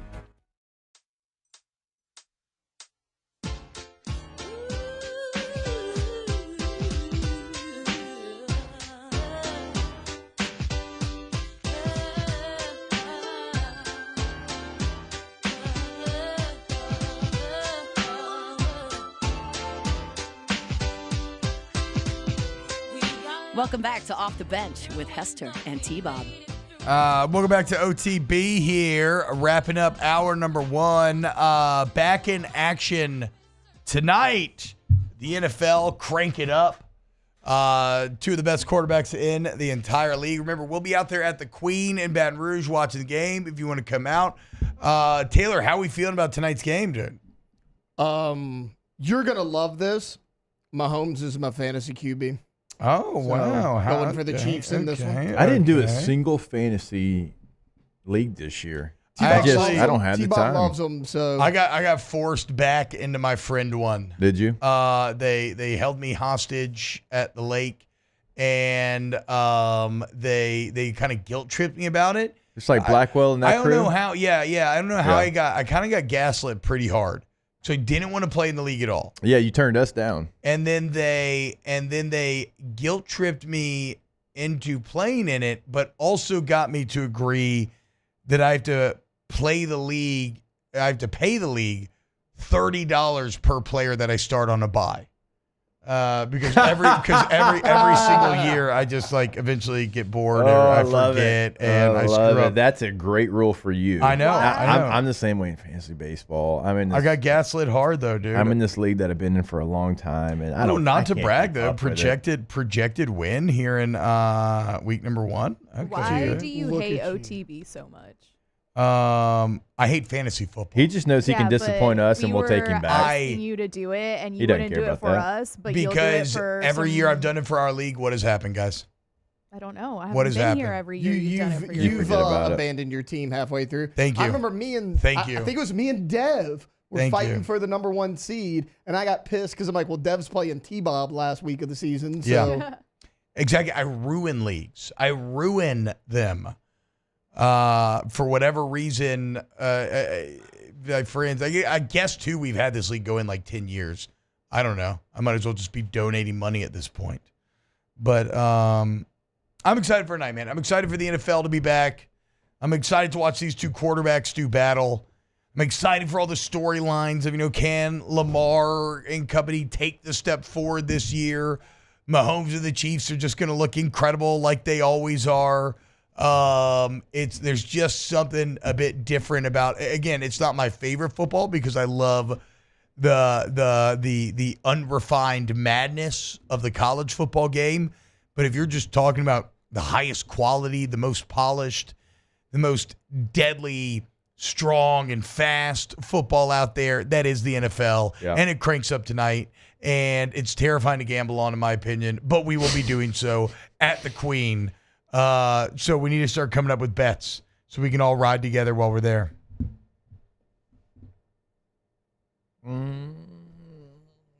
Xavier Worthy feels like we could get some pretty good prop plays on him. I don't know. I think he's gonna. Whatever you say. He's gonna pop off a little bit. Maybe one of the advantages of the NFL. Now, I don't love props, but props still in the NFL, not in college anymore. Yeah. Makes sense. Again. Yeah, for sure. Yeah. I would never do a prop in college. That's so hard. You never know how college kids are gonna wake up and. I mean, I'm just pissed because I woke up Saturday morning. I said, I bet you Gianti runs for 5 touchdowns today. And then he ended up going for 6. But whatever. I was like, I know McMillan's go over 275 at least this morning. And then I couldn't bet it. Yeah. All right, who wins tonight? Chiefs. Yeah, no surprise there. Hour 3, big deal, no big deal, coming up next. Off the bench. Hey, fellas, listen up, because here on OTB, we've got a brand new partner, and we are very excited to be partnered with Goodwood Men's Sexual Wellness, okay? We are dedicated to helping men of all ages reclaim their vitality, their confidence, strength, to help you feel good again, man. So whether it's erectile dysfunction, maybe you got low T, you're looking for some longevity, some kind of anti-aging treatments at Goodwood Men's Sexual Health, we are your experts. So go check them out today, yourgoodwood.com. Get it? yourgoodwood.com. Empowering men's health in Baton Rouge. That's what they are doing. And T-Bob gave you the website there. Remember, you can book that appointment online. You can also pick up the phone. You can give them a call. Let them know what you're looking for at 225-4GD-WOOD. That is the phone number there, yourgoodwood.com. Looking for the ultimate game day experience? Come to the Queen Casino in Baton Rouge. Wall-to-wall TVs mean you'll see every touchdown in HD. Place your bets and feel the thrill of every play with our DraftKings Sportsbook. The Queen Casino, where every moment is a win.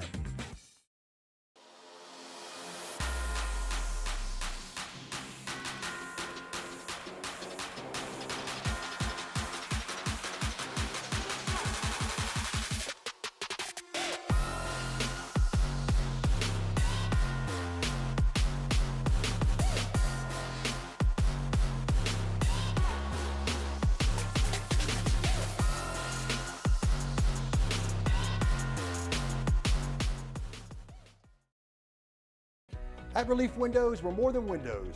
We're windows, doors, hardy plank, and vinyl siding. But our number one product is always customer satisfaction. Visit us online at reliefwindows.com. Oh, by the way, we do shutters too. It's an everyday thing here. We work horses in the mornings and we work on the property during the day, and without these John Deere tractors, it'd almost be impossible to keep up with the place. I've dealt with some of the other colors and stuff, and I never really got the response back that I get from John Deere, We really enjoy dealing with Sunshine. They're good people. They always check on us and make sure our equipment's running, and we love them. Flip the switch and learn more about what it means to be powered by Sunshine at sunequip.com. I've been doing business with Luba for 25 years. They're dependable, trustworthy. It's just the attention to detail with our clients. Our folks have years and years of experience. They're highly trained professionals, but many companies have that asset. What I'd like to think makes Luba a bit different is that we use those talents in a way that truly is dedicated to serving the needs of the folks who depend on us. Dylan Cruz here to tell you about Six Rings Baseball and Softball Camp. If you live on the North Shore and play ball, go to Six Rings Camps with former LSU assistant coach Dan Canaveri. His knowledge is second to none, and your child will improve and have fun doing it. Camps were held at Coquille Park and Six Rings Academy in Covington with 4 sessions over the summer. Full day and morning only sessions are available from ages 7 to 13. Go to sixringsbaseball.com or call 985-206-9096. Learn the game to love the game. When it comes to ending cancer, we push forward, always working together for you. That's why our cancer experts at Ochsner have clinically integrated with MD Anderson Cancer Center. This means advanced cancer care, including access to life-saving clinical trials and integrating care to treat the whole you. Introducing Ochsner MD Anderson Cancer Center. Long live you. Breck teamed up to reimagine your parks, and you imagined big. With your help, we went to work, creating 12 beautiful community parks across the parish.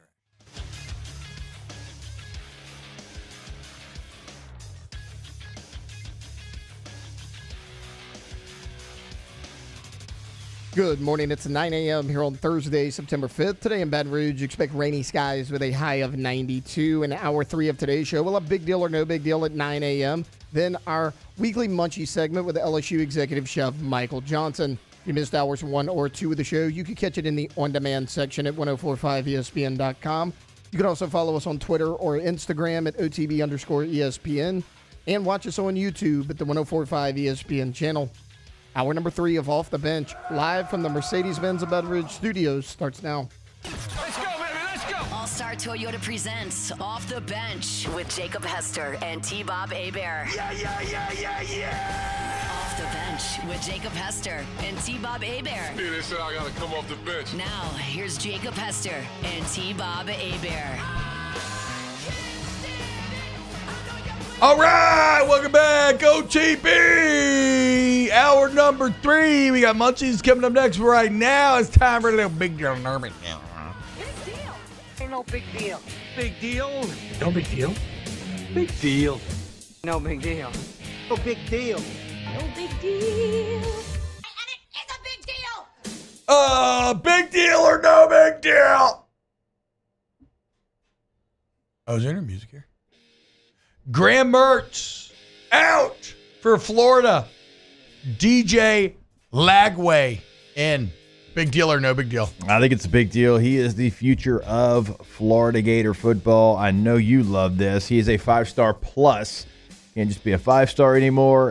He is somebody that they were going to play anyways as soon as they had the first opportunity to do so. And so, yeah, he's going to be their guy moving forward. I feel bad for Graham Mertz, but he is a very talented player. So you think Mertz is just like cooked, done? I mean, he's in concussion protocol right now. If Lagway goes out there and plays to the ability that he has, and he looked good at the end of the Miami game, unfortunately, I do think he is. It just feels crazy to me because didn't we just spend a whole offseason with everybody telling me how good Graham Mertz was when I was saying that he wasn't? I don't think it's a Graham Mertz situation.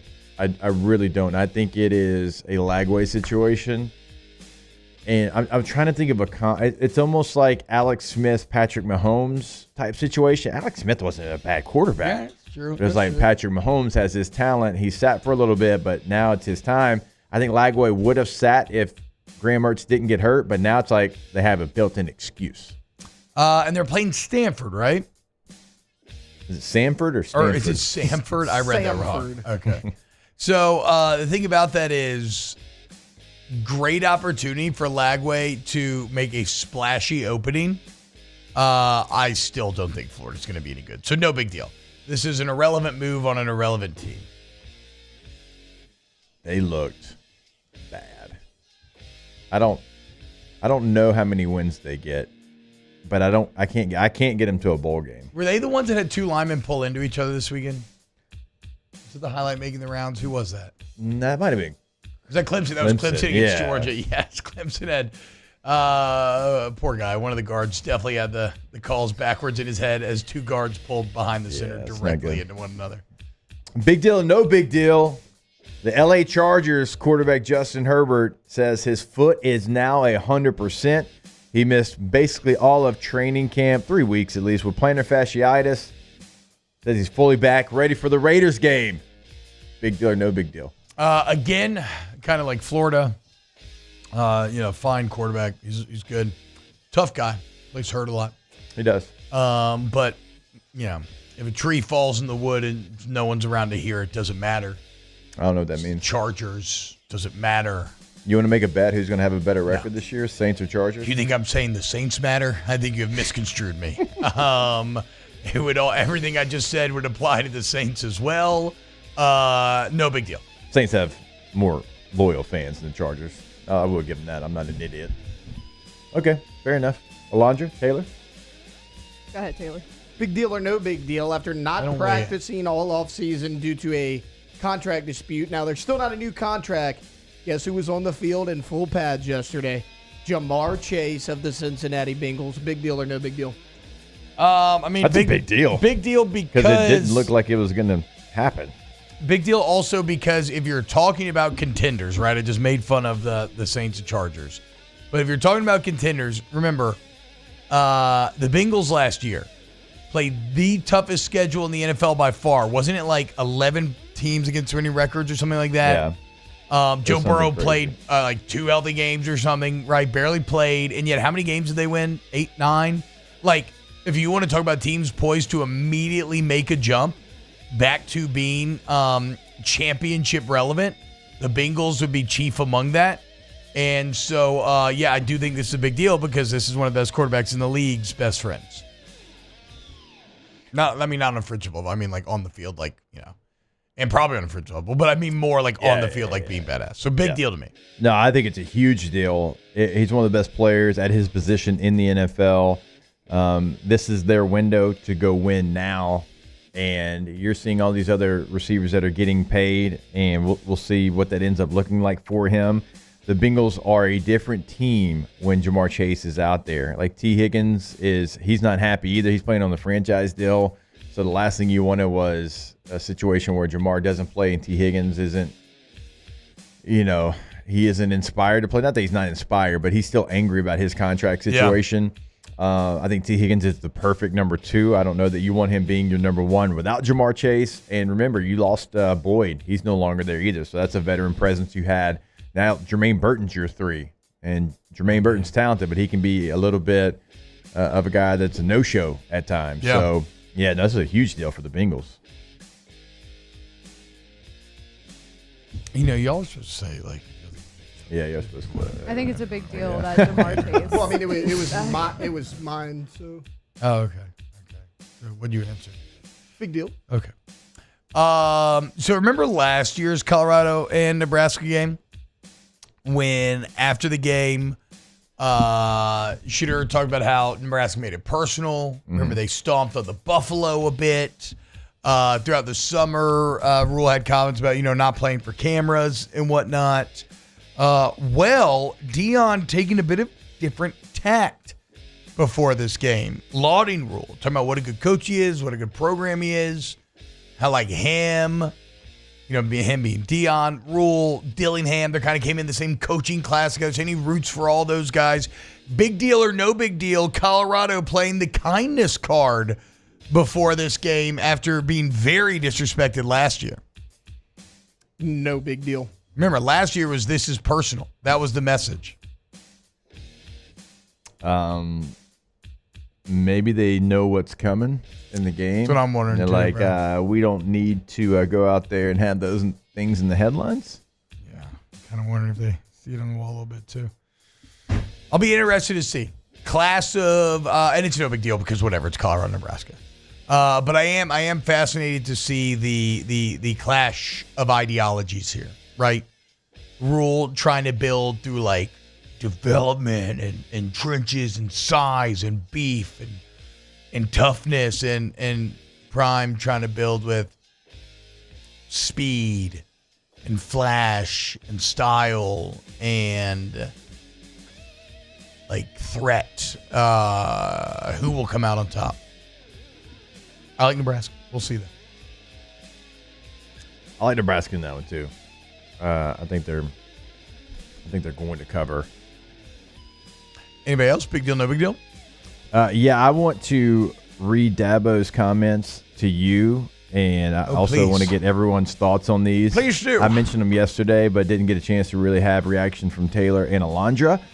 Dabo Swinney, after losing to Georgia, we've done it in a unique way.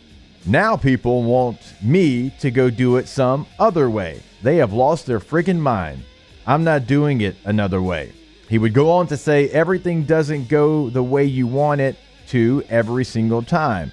But that doesn't mean you get away from what your foundation is and what you believe.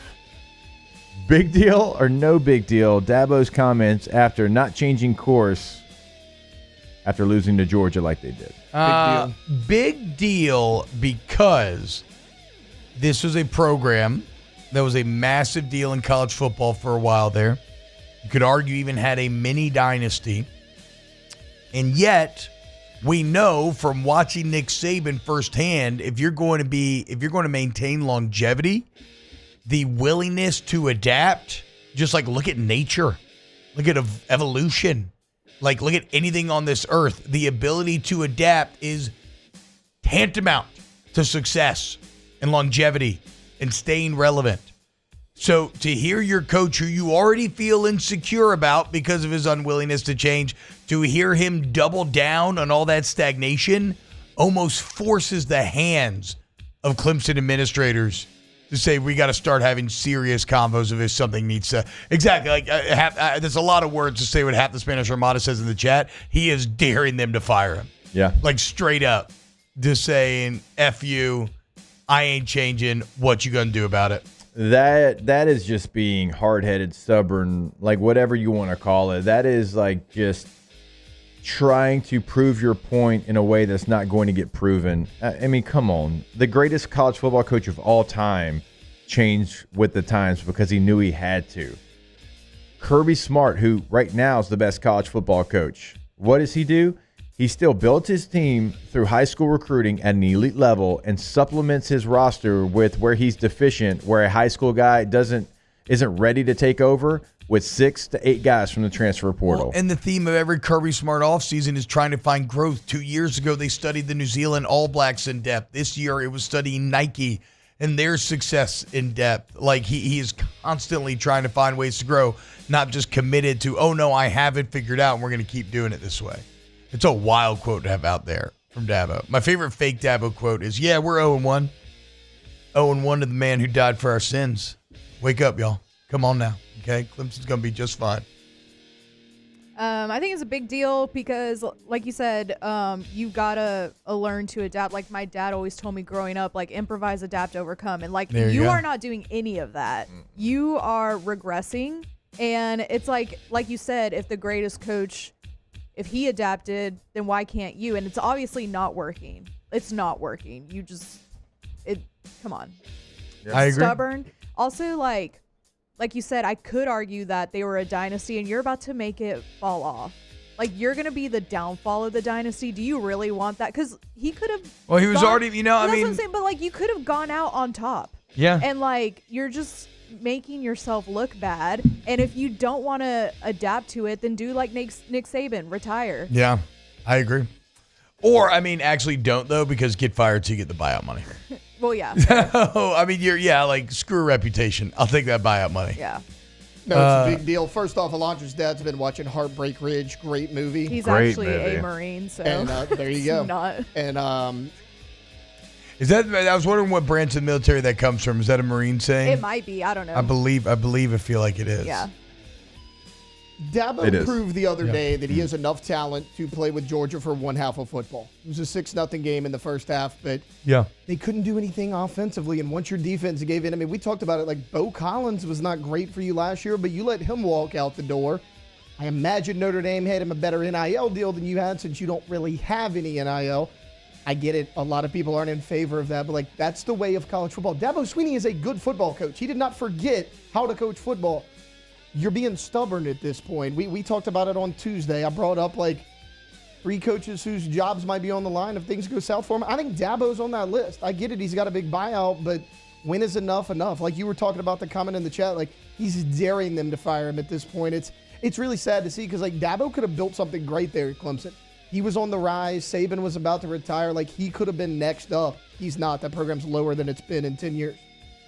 God, I wish Alabama would have hired Dabo. Oh, well. That's the thing. Like, they did it right. Nick Saban retired, and they hired somebody who does adapt to what it is. Yeah. Like, he's out there grabbing people from the portal. Yeah.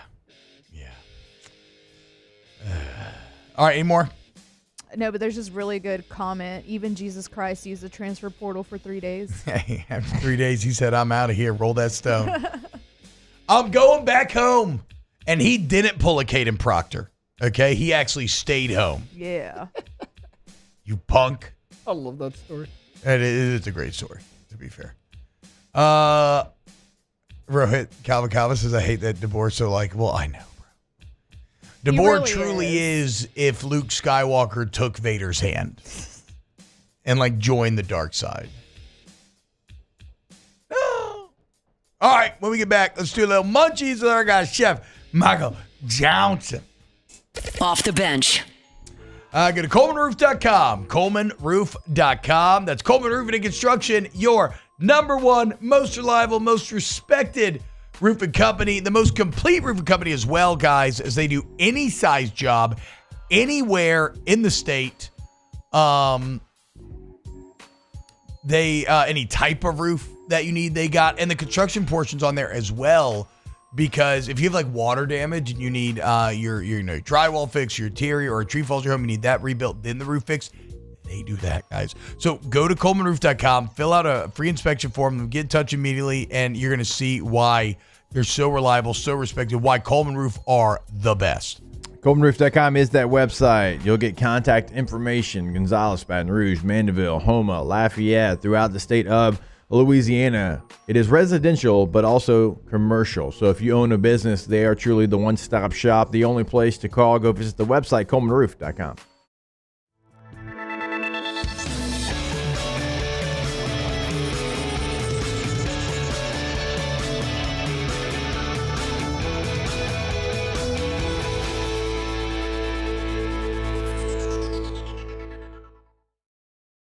Breck teamed up to reimagine your parks, and you imagined big. With your help, we went to work, creating 12 beautiful community parks across the parish. A family-sized water park, miles and miles of trails, and parks just for your dogs. There are more places to splash, to explore, to run wild, and even soar. You imagined, we delivered. Gold. Breck, your number one park system in the nation. It's no secret. The best oysters in Baton Rouge are at Jolie Pearl Oyster Bar. Enjoy mouth-watering South Louisiana flavor and oysters from all over the country. And don't forget our nightly drink specials.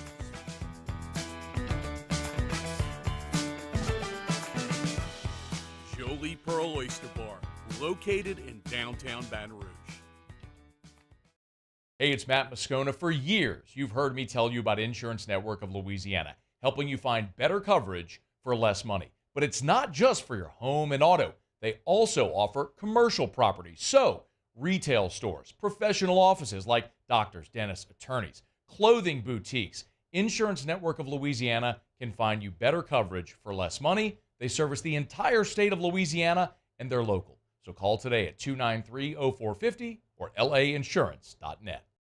Gulf Coast Office Products is a nationally recognized Savin office equipment dealer based right here in Louisiana. Over 100 employees strong, Gulf Coast has the boots on the ground to support all vertical markets from education, engineering, legal, and finance. With the latest in office technology from desktop to production segment units, Gulf Coast and Savin have the perfect fit for you. Call 225-756-2644. That's 756-2644 for Gulf Coast Office Products. There it is, the extra mile, on the border of expected and extraordinary, for those willing to go further, like vans customized for work or play, with safety and tech to keep you connected. Supported by a 5-star sales, service, and finance team. And backed by the 1-star you know. So go the extra mile. It's never crowded because so few have what it takes to go there. Mercedes-Benz Vans. There's nothing chill about a hot, sweaty line. Unless...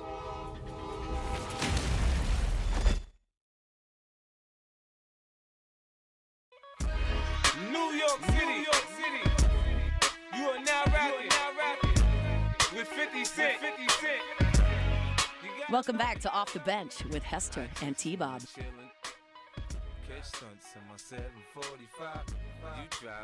Yo, what's happening, y'all? Welcome back to OTB.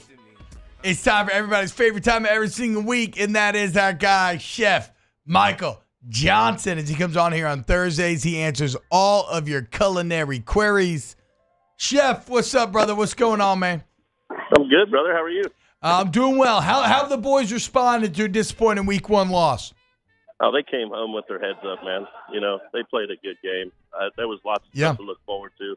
You know, these guys, I don't see these guys respond negatively to that kind of stuff. They come home and focus on fixing what's wrong.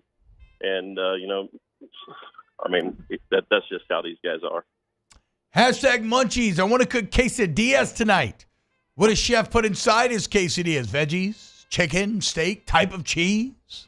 You know, now you talk about it. I've had duck on my mind all morning, and I think a duck quesadilla sounds good. Yeah. Ooh. What type of cheese goes in there? You know, I have the same for smoked Gouda or Edam, like soft cheeses that melt really well. Yeah, some smoked Gouda cheese sounds like shredded. Maybe a little like raspberry barbecue even with it, just kind of cut through the fattiness of the duck. Good God. Yeah, maybe some jalapenos on there too, just to add some spice. Yeah. Hashtag Munchies. Best way to make teriyaki chicken. What teriyaki sauce does Chef use?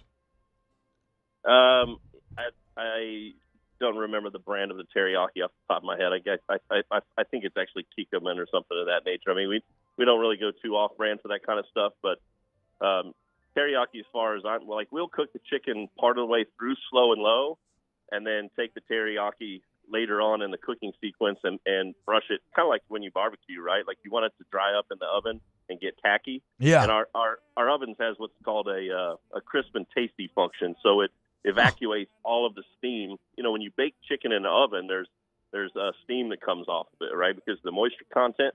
And so our oven evacuates all that steam and it pulls the moisture out of the teriyaki sauce as well, and it you know makes it sticky and tacky, so that when it comes out, it's sticky on the chicken, and I mean that's what you're looking for when you talk about teriyaki chicken. It's kind of when you throw the barbecue or the chicken on the barbecue, and you're putting it over the grill, and there's a little black from the burn, but the rest of it's nice and sticky and tacky. It's the same thing, you know. It does the same thing, but in the oven, it just turns out perfect. Hashtag Munchies. Best way to do street corn. Street corn? Yep. I love elote. Yeah, and some people do mayonnaise. Some people do just sour cream or I guess crema, as the case may be in Mexican street corn. But I like to mix a little of both. I think that the mayonnaise helps hold on to the corn a little bit better. And always use fresh corn, right? Like street corn, it's not coming out of the freezer. You know, like freezer corn, you know, no matter what, it's going to have a little bit of that kind of sogginess to it, kind of, you know, like a little wrinkly, right? You got to have fresh street corn for those kernels to be nice and firm, and you know, like the little bumps kind of hold the crema on top, and then cotija cheese, and I like, you know, you roll it in the crema mix, and then the cotija cheese and some freshly chopped cilantro. And I like to put some spice in the cotija cheese as well, so that it's you know, like tasty. I guess, you know, like I like spice. I like some smoked chili in there. I like a little bit of I don't know, maybe ancho chili, something kind of smoky.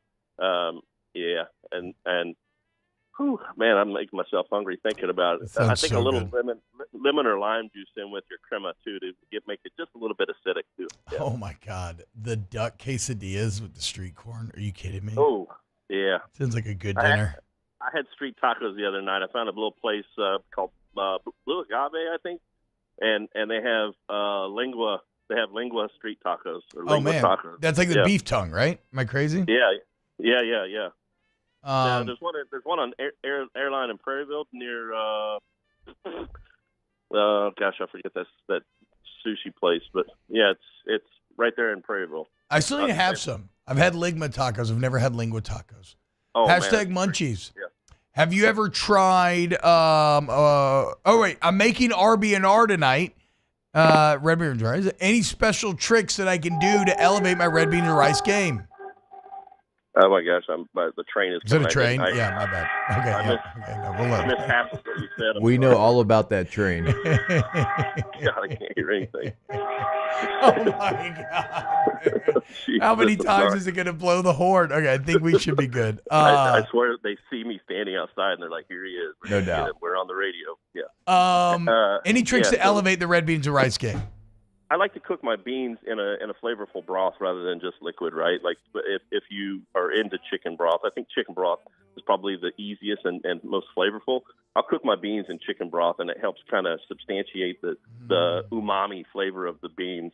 And like you got to cook them until they release the starch and kind of cream a little bit, right? And so, take your time with it, and the right sausage too. Like I like a large format andouille that's not one that's too slender. I like to see the textures of the meat in there. Yeah. Big thick one. Hashtag Munchies. That's what he was trying to avoid saying. I know you could hear him. He didn't want to. He was scared to say it. He was half stepping. Don't go half stepping in the hole, yeah, chef. It's fine. It's fine. Does next week's weather have you on gumbo watch? We serve gumbo every Monday, no matter what, man. Oh, there you That's go. who we are. Yeah. Nice. Hashtag Munchies. When cooking something with garlic, if my chopped garlic is burning, should I lower the temp or wait longer to add it into the pan? Yeah. In respect to normal vegetables, like I will put onions in and cook them to translucent. Because garlic will burn, you always put it in a little bit later, and maybe even turn your temperature down a touch. Garlic will burn easily, and it just kind of disflavors the dish. By turning it down, it just kind of slows it down a little bit, and it kind of sweetens it up. I really like to put the whole garlic in and cook it in slow, or even cook it separate. Because when you mince garlic cloves, there's a chemical reaction between oxygen and the chemicals in the garlic that give it that spice. And if you're not looking for that spice, if you cook the clove whole in oil, just kind of slow and low, it develops the sweetness and the sugars caramelize and whatnot, and it mellows that flavor out a lot. Oh wow! Hashtag Munchies. A lot of sausage talk here. Okay.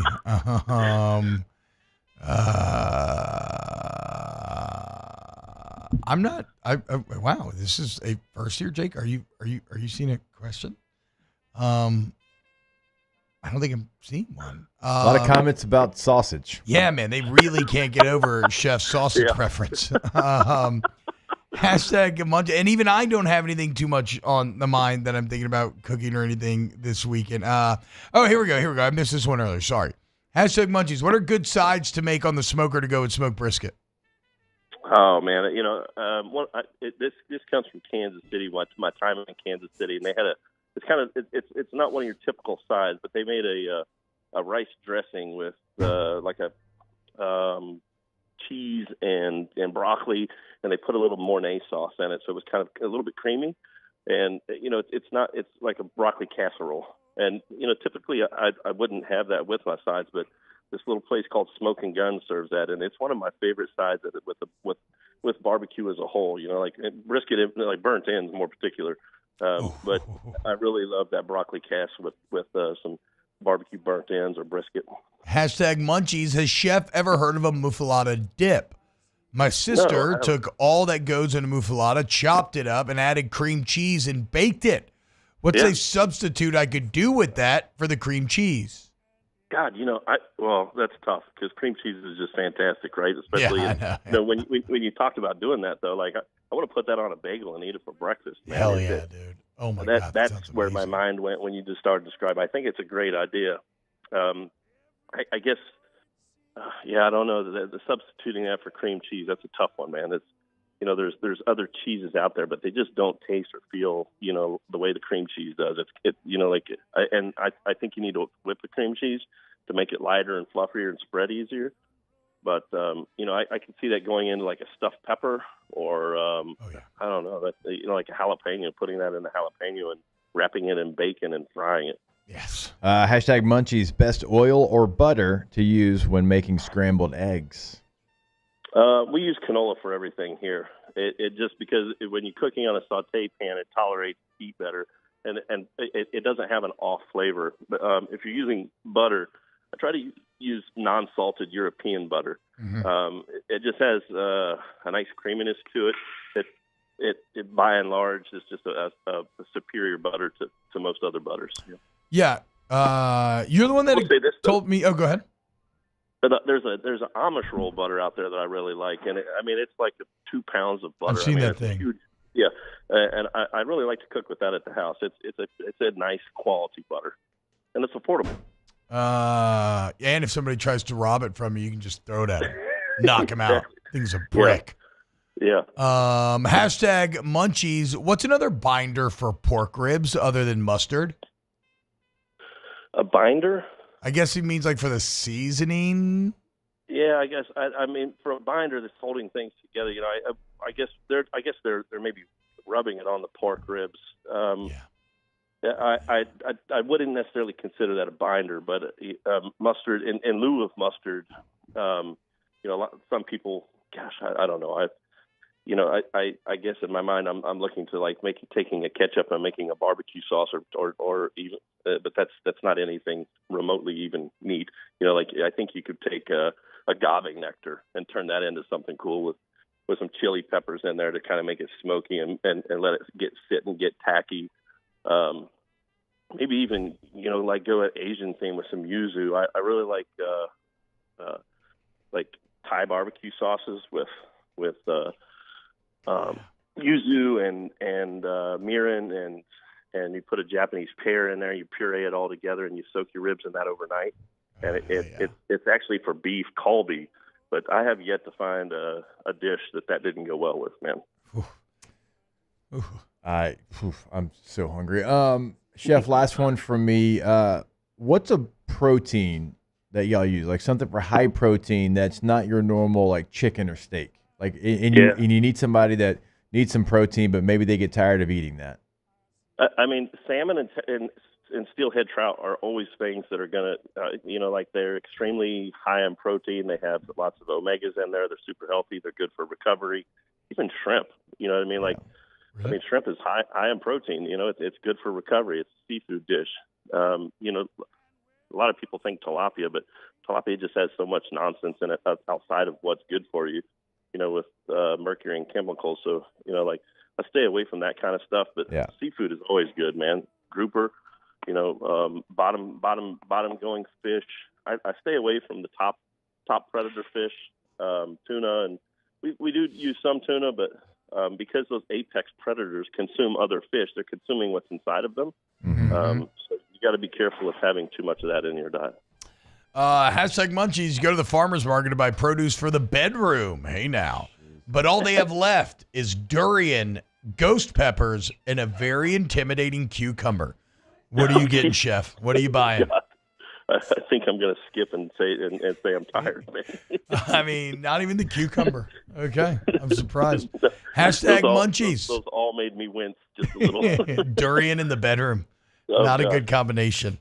No. Hashtag Munchies.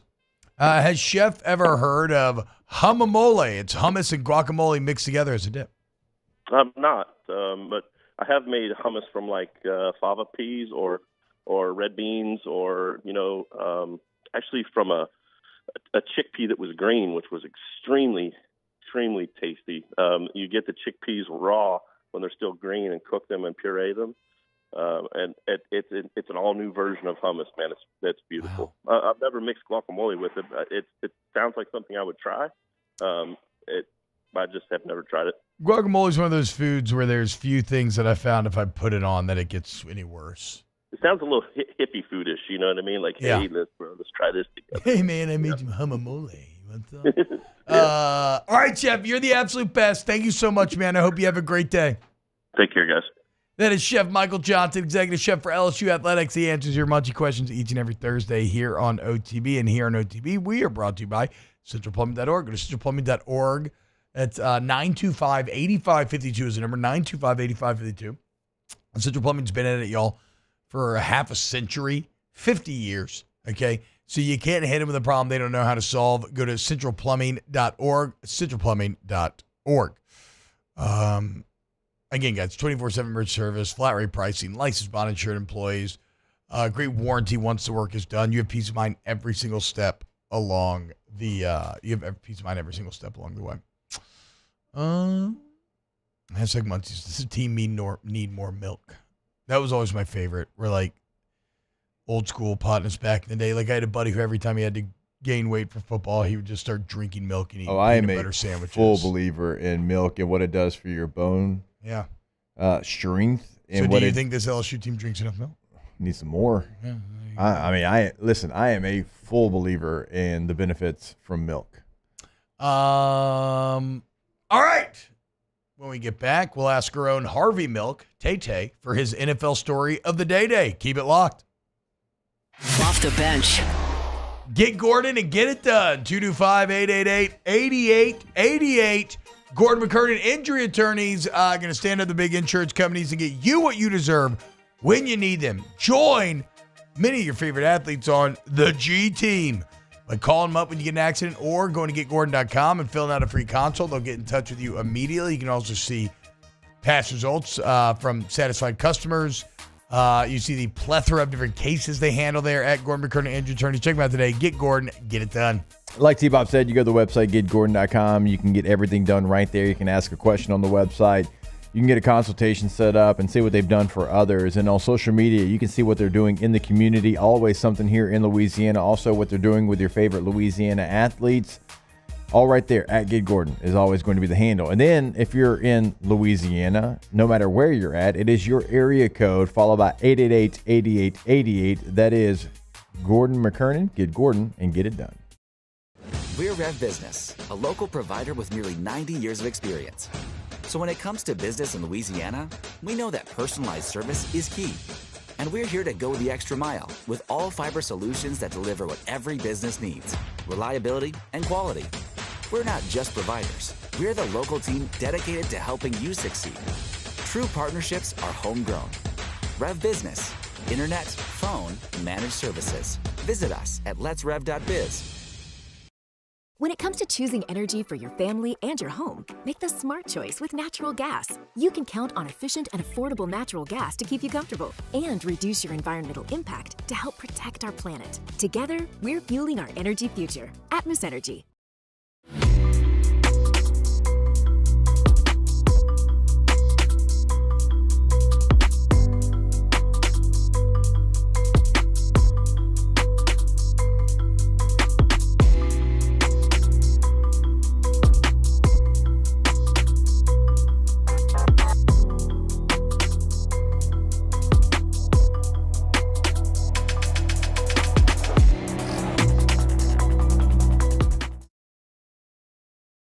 Jerry and Benny Payne began Central Plumbing Company out of their driveway in Tanglewood subdivision. 50 years later and 4 generations down the road, we continue to serve Baton Rouge and the surrounding areas for all of their plumbing needs. Residential, commercial, industrial, or hospitality, Central Plumbing is here 24/7, 365. We want to thank our customers, family, and friends for 50 years of success. And looking forward to 50 more. I've been doing business with Luba for 25 years. They're dependable, trustworthy. It's just the attention to detail with our clients. Our folks have years and years of experience. They're highly trained professionals, but many companies have that asset. What I'd like to think makes Luba a bit different is that we use those talents in a way that truly is dedicated to serving the needs of the folks who depend on us.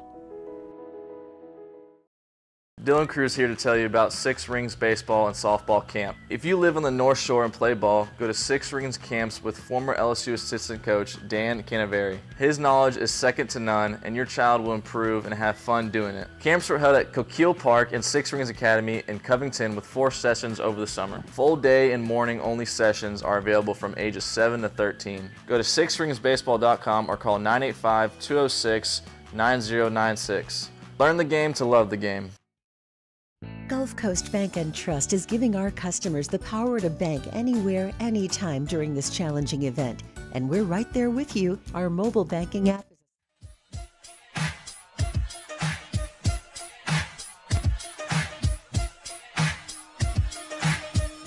Welcome back to Off the Bench with Hester and T-Bob. What's happening, y'all? Welcome back, OTB. Here in this Thursday, rolling right along. No major injury for the Saints. Pete Werner, full participant. Willie Gay Jr., Marshawn Lattimore, limited in practice, but practicing, as is Nick Saldivari. Like Jalen Ford, Dallin Holker, Marco Jackson, Kalen Saunders be the only name that maybe you would care about that remains out of practice. Doesn't look like any major injuries for the Panthers either. So, except for Tommy Trimble. But game on comes in. I guess Miles Sanders, but he was limited, so he'll probably good to go. Guys, big games coming up this weekend in the college football realm. How we feeling about Texas, Michigan? Texas. Well. So again, that's where this game is weird to me. It is obviously Texas in terms of who I think is going to win the game. I think Michigan looked pretty flawed the other day, and this is a game where it's like Michigan's offense appears so weak to me, and I'm not sure about Texas defense. I just don't think that Michigan's offense feels like they can take advantage. I don't like Michigan's O-line necessarily. I'm almost just watching this game to see Texas's offense against Michigan's defense, because I think Michigan still has a championship caliber defense. And so, I'll learn more about how I feel about Ewers and the Longhorns and their championship legitimacy based on how that offense does against that Michigan defense. But I firmly believe that Texas is going to win the game. Yeah, I mean, Colorado State did have a 100-yard rusher, I believe, on Texas. And so if I'm Michigan, I am going to try to be who I am, know thyself, and I'm going to try to run the football. That is our strength. And then your defense is still really good. Your defense is going to have an opportunity to keep you in the game. I think it's going to be a lot like the Clemson-Georgia game. Now, I don't see the final score going that way, but I think it's going to be a battle in the first half. And then Texas and their explosive nature compared to what Michigan has, and Quinn Ewers compared to what Michigan has at quarterback, I think that's going to win over, and then Texas pulls away late into that game. I agree. I think it's pretty much exactly how I see it as well. NC State, Tennessee. I think Tennessee smashes NC State, dude. They have so much speed at receiver. The defensive front looked, again, lower opponent, but looked as good as advertised. I think they're going to get after McCall and company. Concepcion was still great in week number 1, but can he put the team on his back? A stud, man. Yeah, he had 3 touchdowns, but it's just he's on an island right now by himself. Tennessee feels talented right now too, bruh. Lance Hurd looked pretty good at left tackle. He did give up a sack, but he looks pretty good. He's a good player. I mean, we talked about it when he was here. Colorado, Nebraska. I like Nebraska. Colorado's going to make plays. The stars are going to shine bright, but it's the supporting cast that I still just don't believe in for Colorado. And if you're Nebraska, you got to win this game.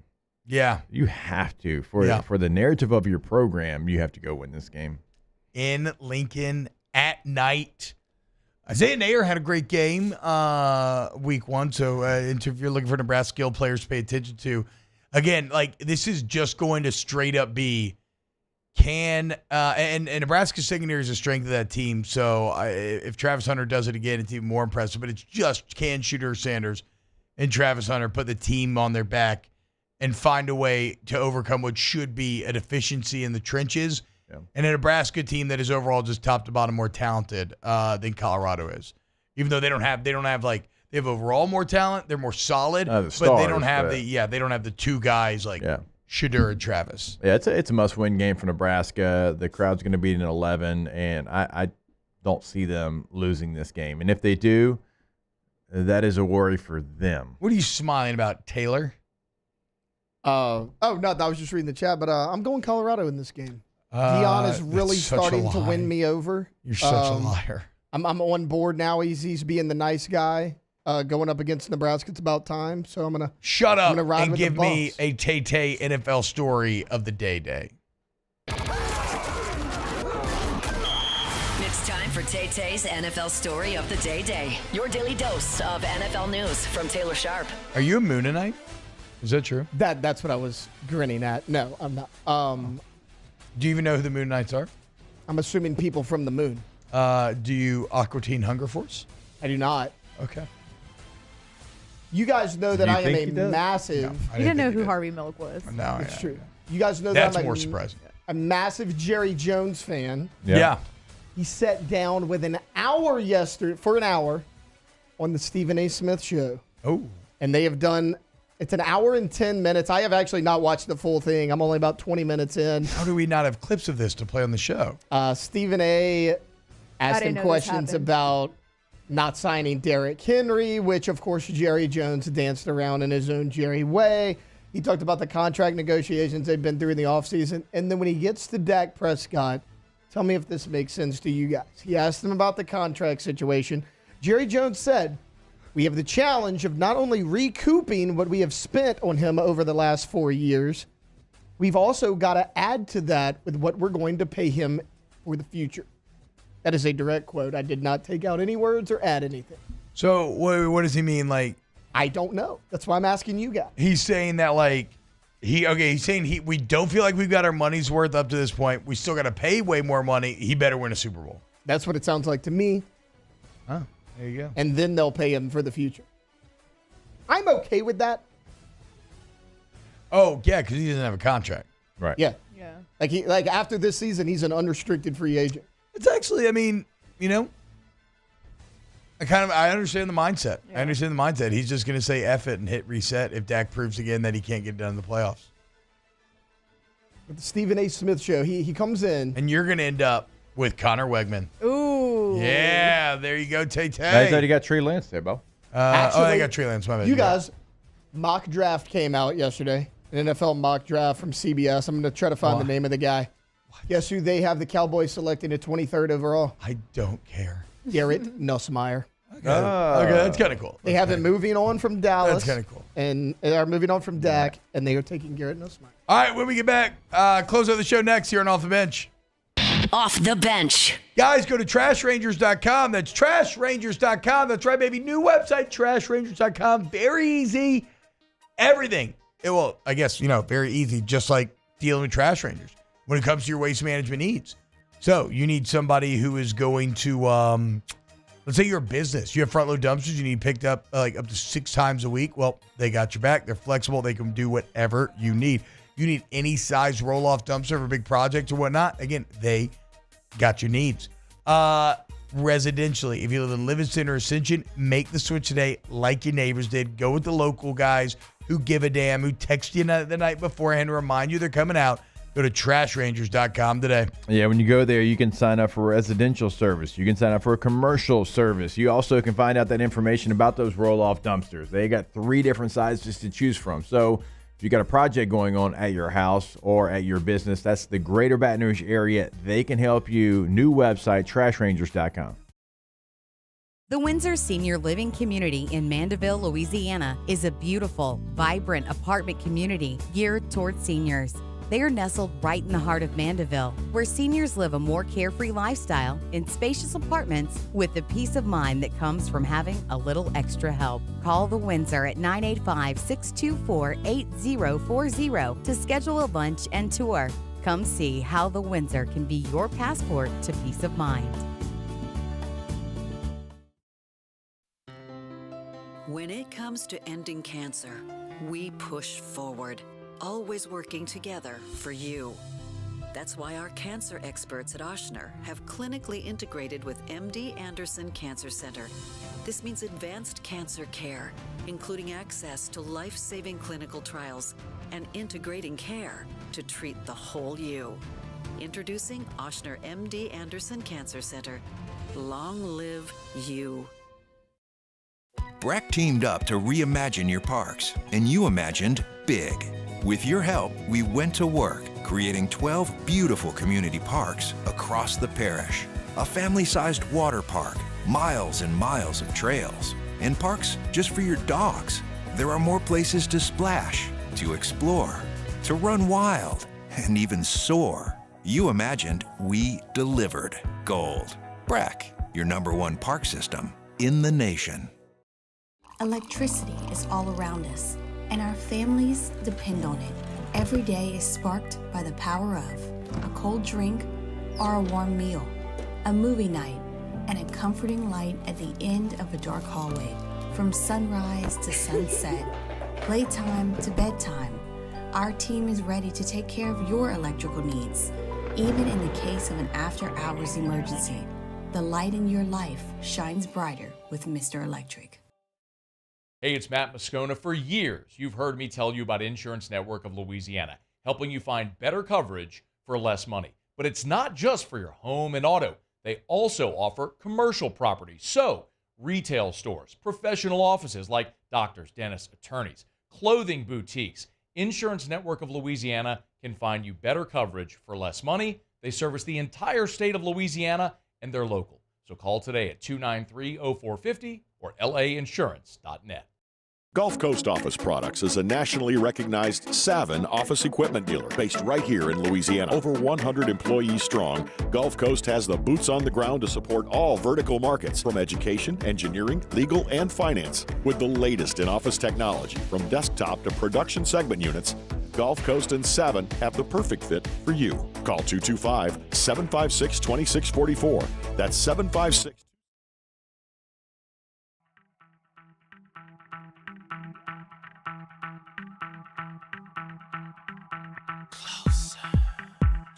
Welcome back to Off the Bench with Hester and T-Bob.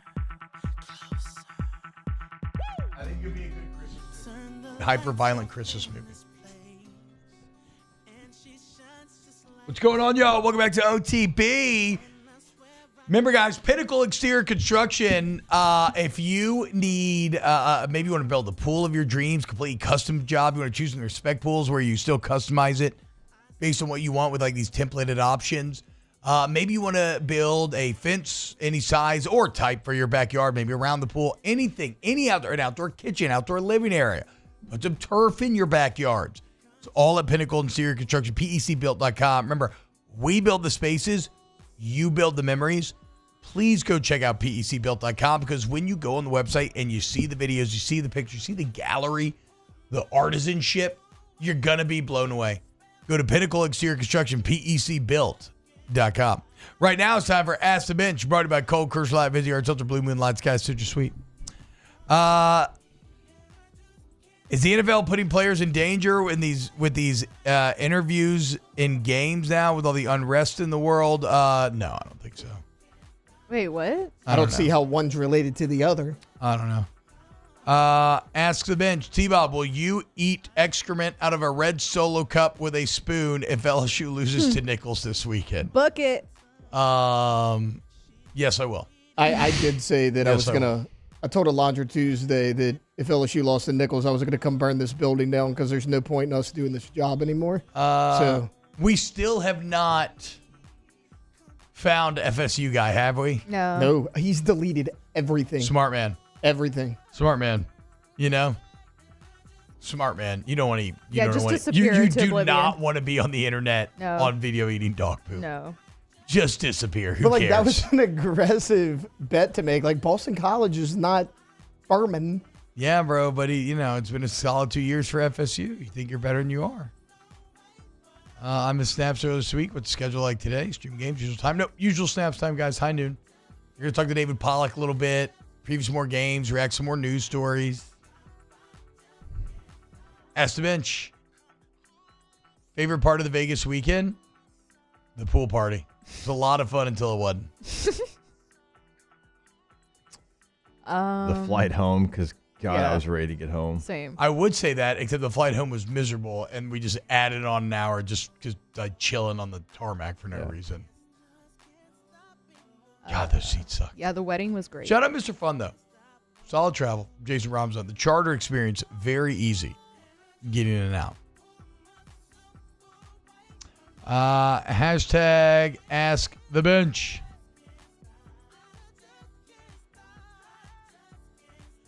Actually, those are all the questions we have right now. Taylor, what are you going to do today? What am I going to do today? Yeah, what are you going to do? Going to make videos. Brian Kelly press conference, 4:45, which means probably 5:20. You know, I'll be there at 4:45 regardless. Hell yeah, dude. Brian says, I thought the entire trip to Vegas was great except for the game. I'm going to disagree with that. I thought Vegas, I hate that city. Yeah, I'm not down with Vegas. It's so expensive. It's so expensive. It's so weird. It is impossible to eat a meal with one person without paying like $30 for one person. And that's on the cheaper side. I hate it with a burning passion. And it had nothing to do with losing the game. Just not my scene, man. Yeah. Not my scene at all. Not what's up. Except for when you're partying. But outside of that, not my scene at all. That's actually a good question in the chat, T-Bob. Yeah. If you played QB in the second half of the Super Bowl, how much of a lead would you need to not lose the game? More than 28-3. I'm about to say, got to be like 42 points. So I'm not going to, I mean, I can't throw a ball like 10, 15 yards anymore with my shoulder. Like, Depend on the running game you have. That's what I'm saying. Yeah. I would literally have to hand it off every time. They would know that was the case. Mm-hmm. I need 42. I don't know. NFL defenses, they should be able to hold it down if I had a 35-point lead, right? Yeah. Yeah. I'd say. Should. Give me 28. Well, you could at least like maybe tuck it and run a little I would just have to run Q power and Q counter. Yeah, That's all I'd say. have. You could tuck it and run a little bit. Yeah. Ask the bench, could you see a scenario where the Saints would pick up Dak if the Cowboys let him go? Maybe. They don't want to draft a first-round quarterback, so not out of the realm possibility. I mean, right. They hadn't done that since Archie Manning, so. Off the bench. Go to Accutemp of Baton Rouge, guys. AccutempBR.com for all your AC, heating, and electrical needs. Accutemp of Baton Rouge has your back, man. You get that service to the highest degree when you work with Accutemp, and that is not just lip service, okay? Go look at how unreal good the customer reviews are. Also, we're heading into, we're in the midst of, into a storm season, and if you have thought about a whole home generator, go ahead and act now. Have them out to your home, give you an estimate, let you know exactly how it's all going to work, and you'll get an idea of what I'm talking about when I talk about this Accutemp customer service. So they do everything they can to make sure the job is done correctly the first time for you. So no matter what it is, emergency, routine maintenance, any of it, if it's AC, heating, or electrical, there's only one answer. That's Accutemp of Baton Rouge. It's no secret. The best oysters in Baton Rouge are at Jolie Pearl Oyster Bar. Enjoy mouth-watering South Louisiana flavor and oysters from all over the country. And don't forget our nightly drink specials.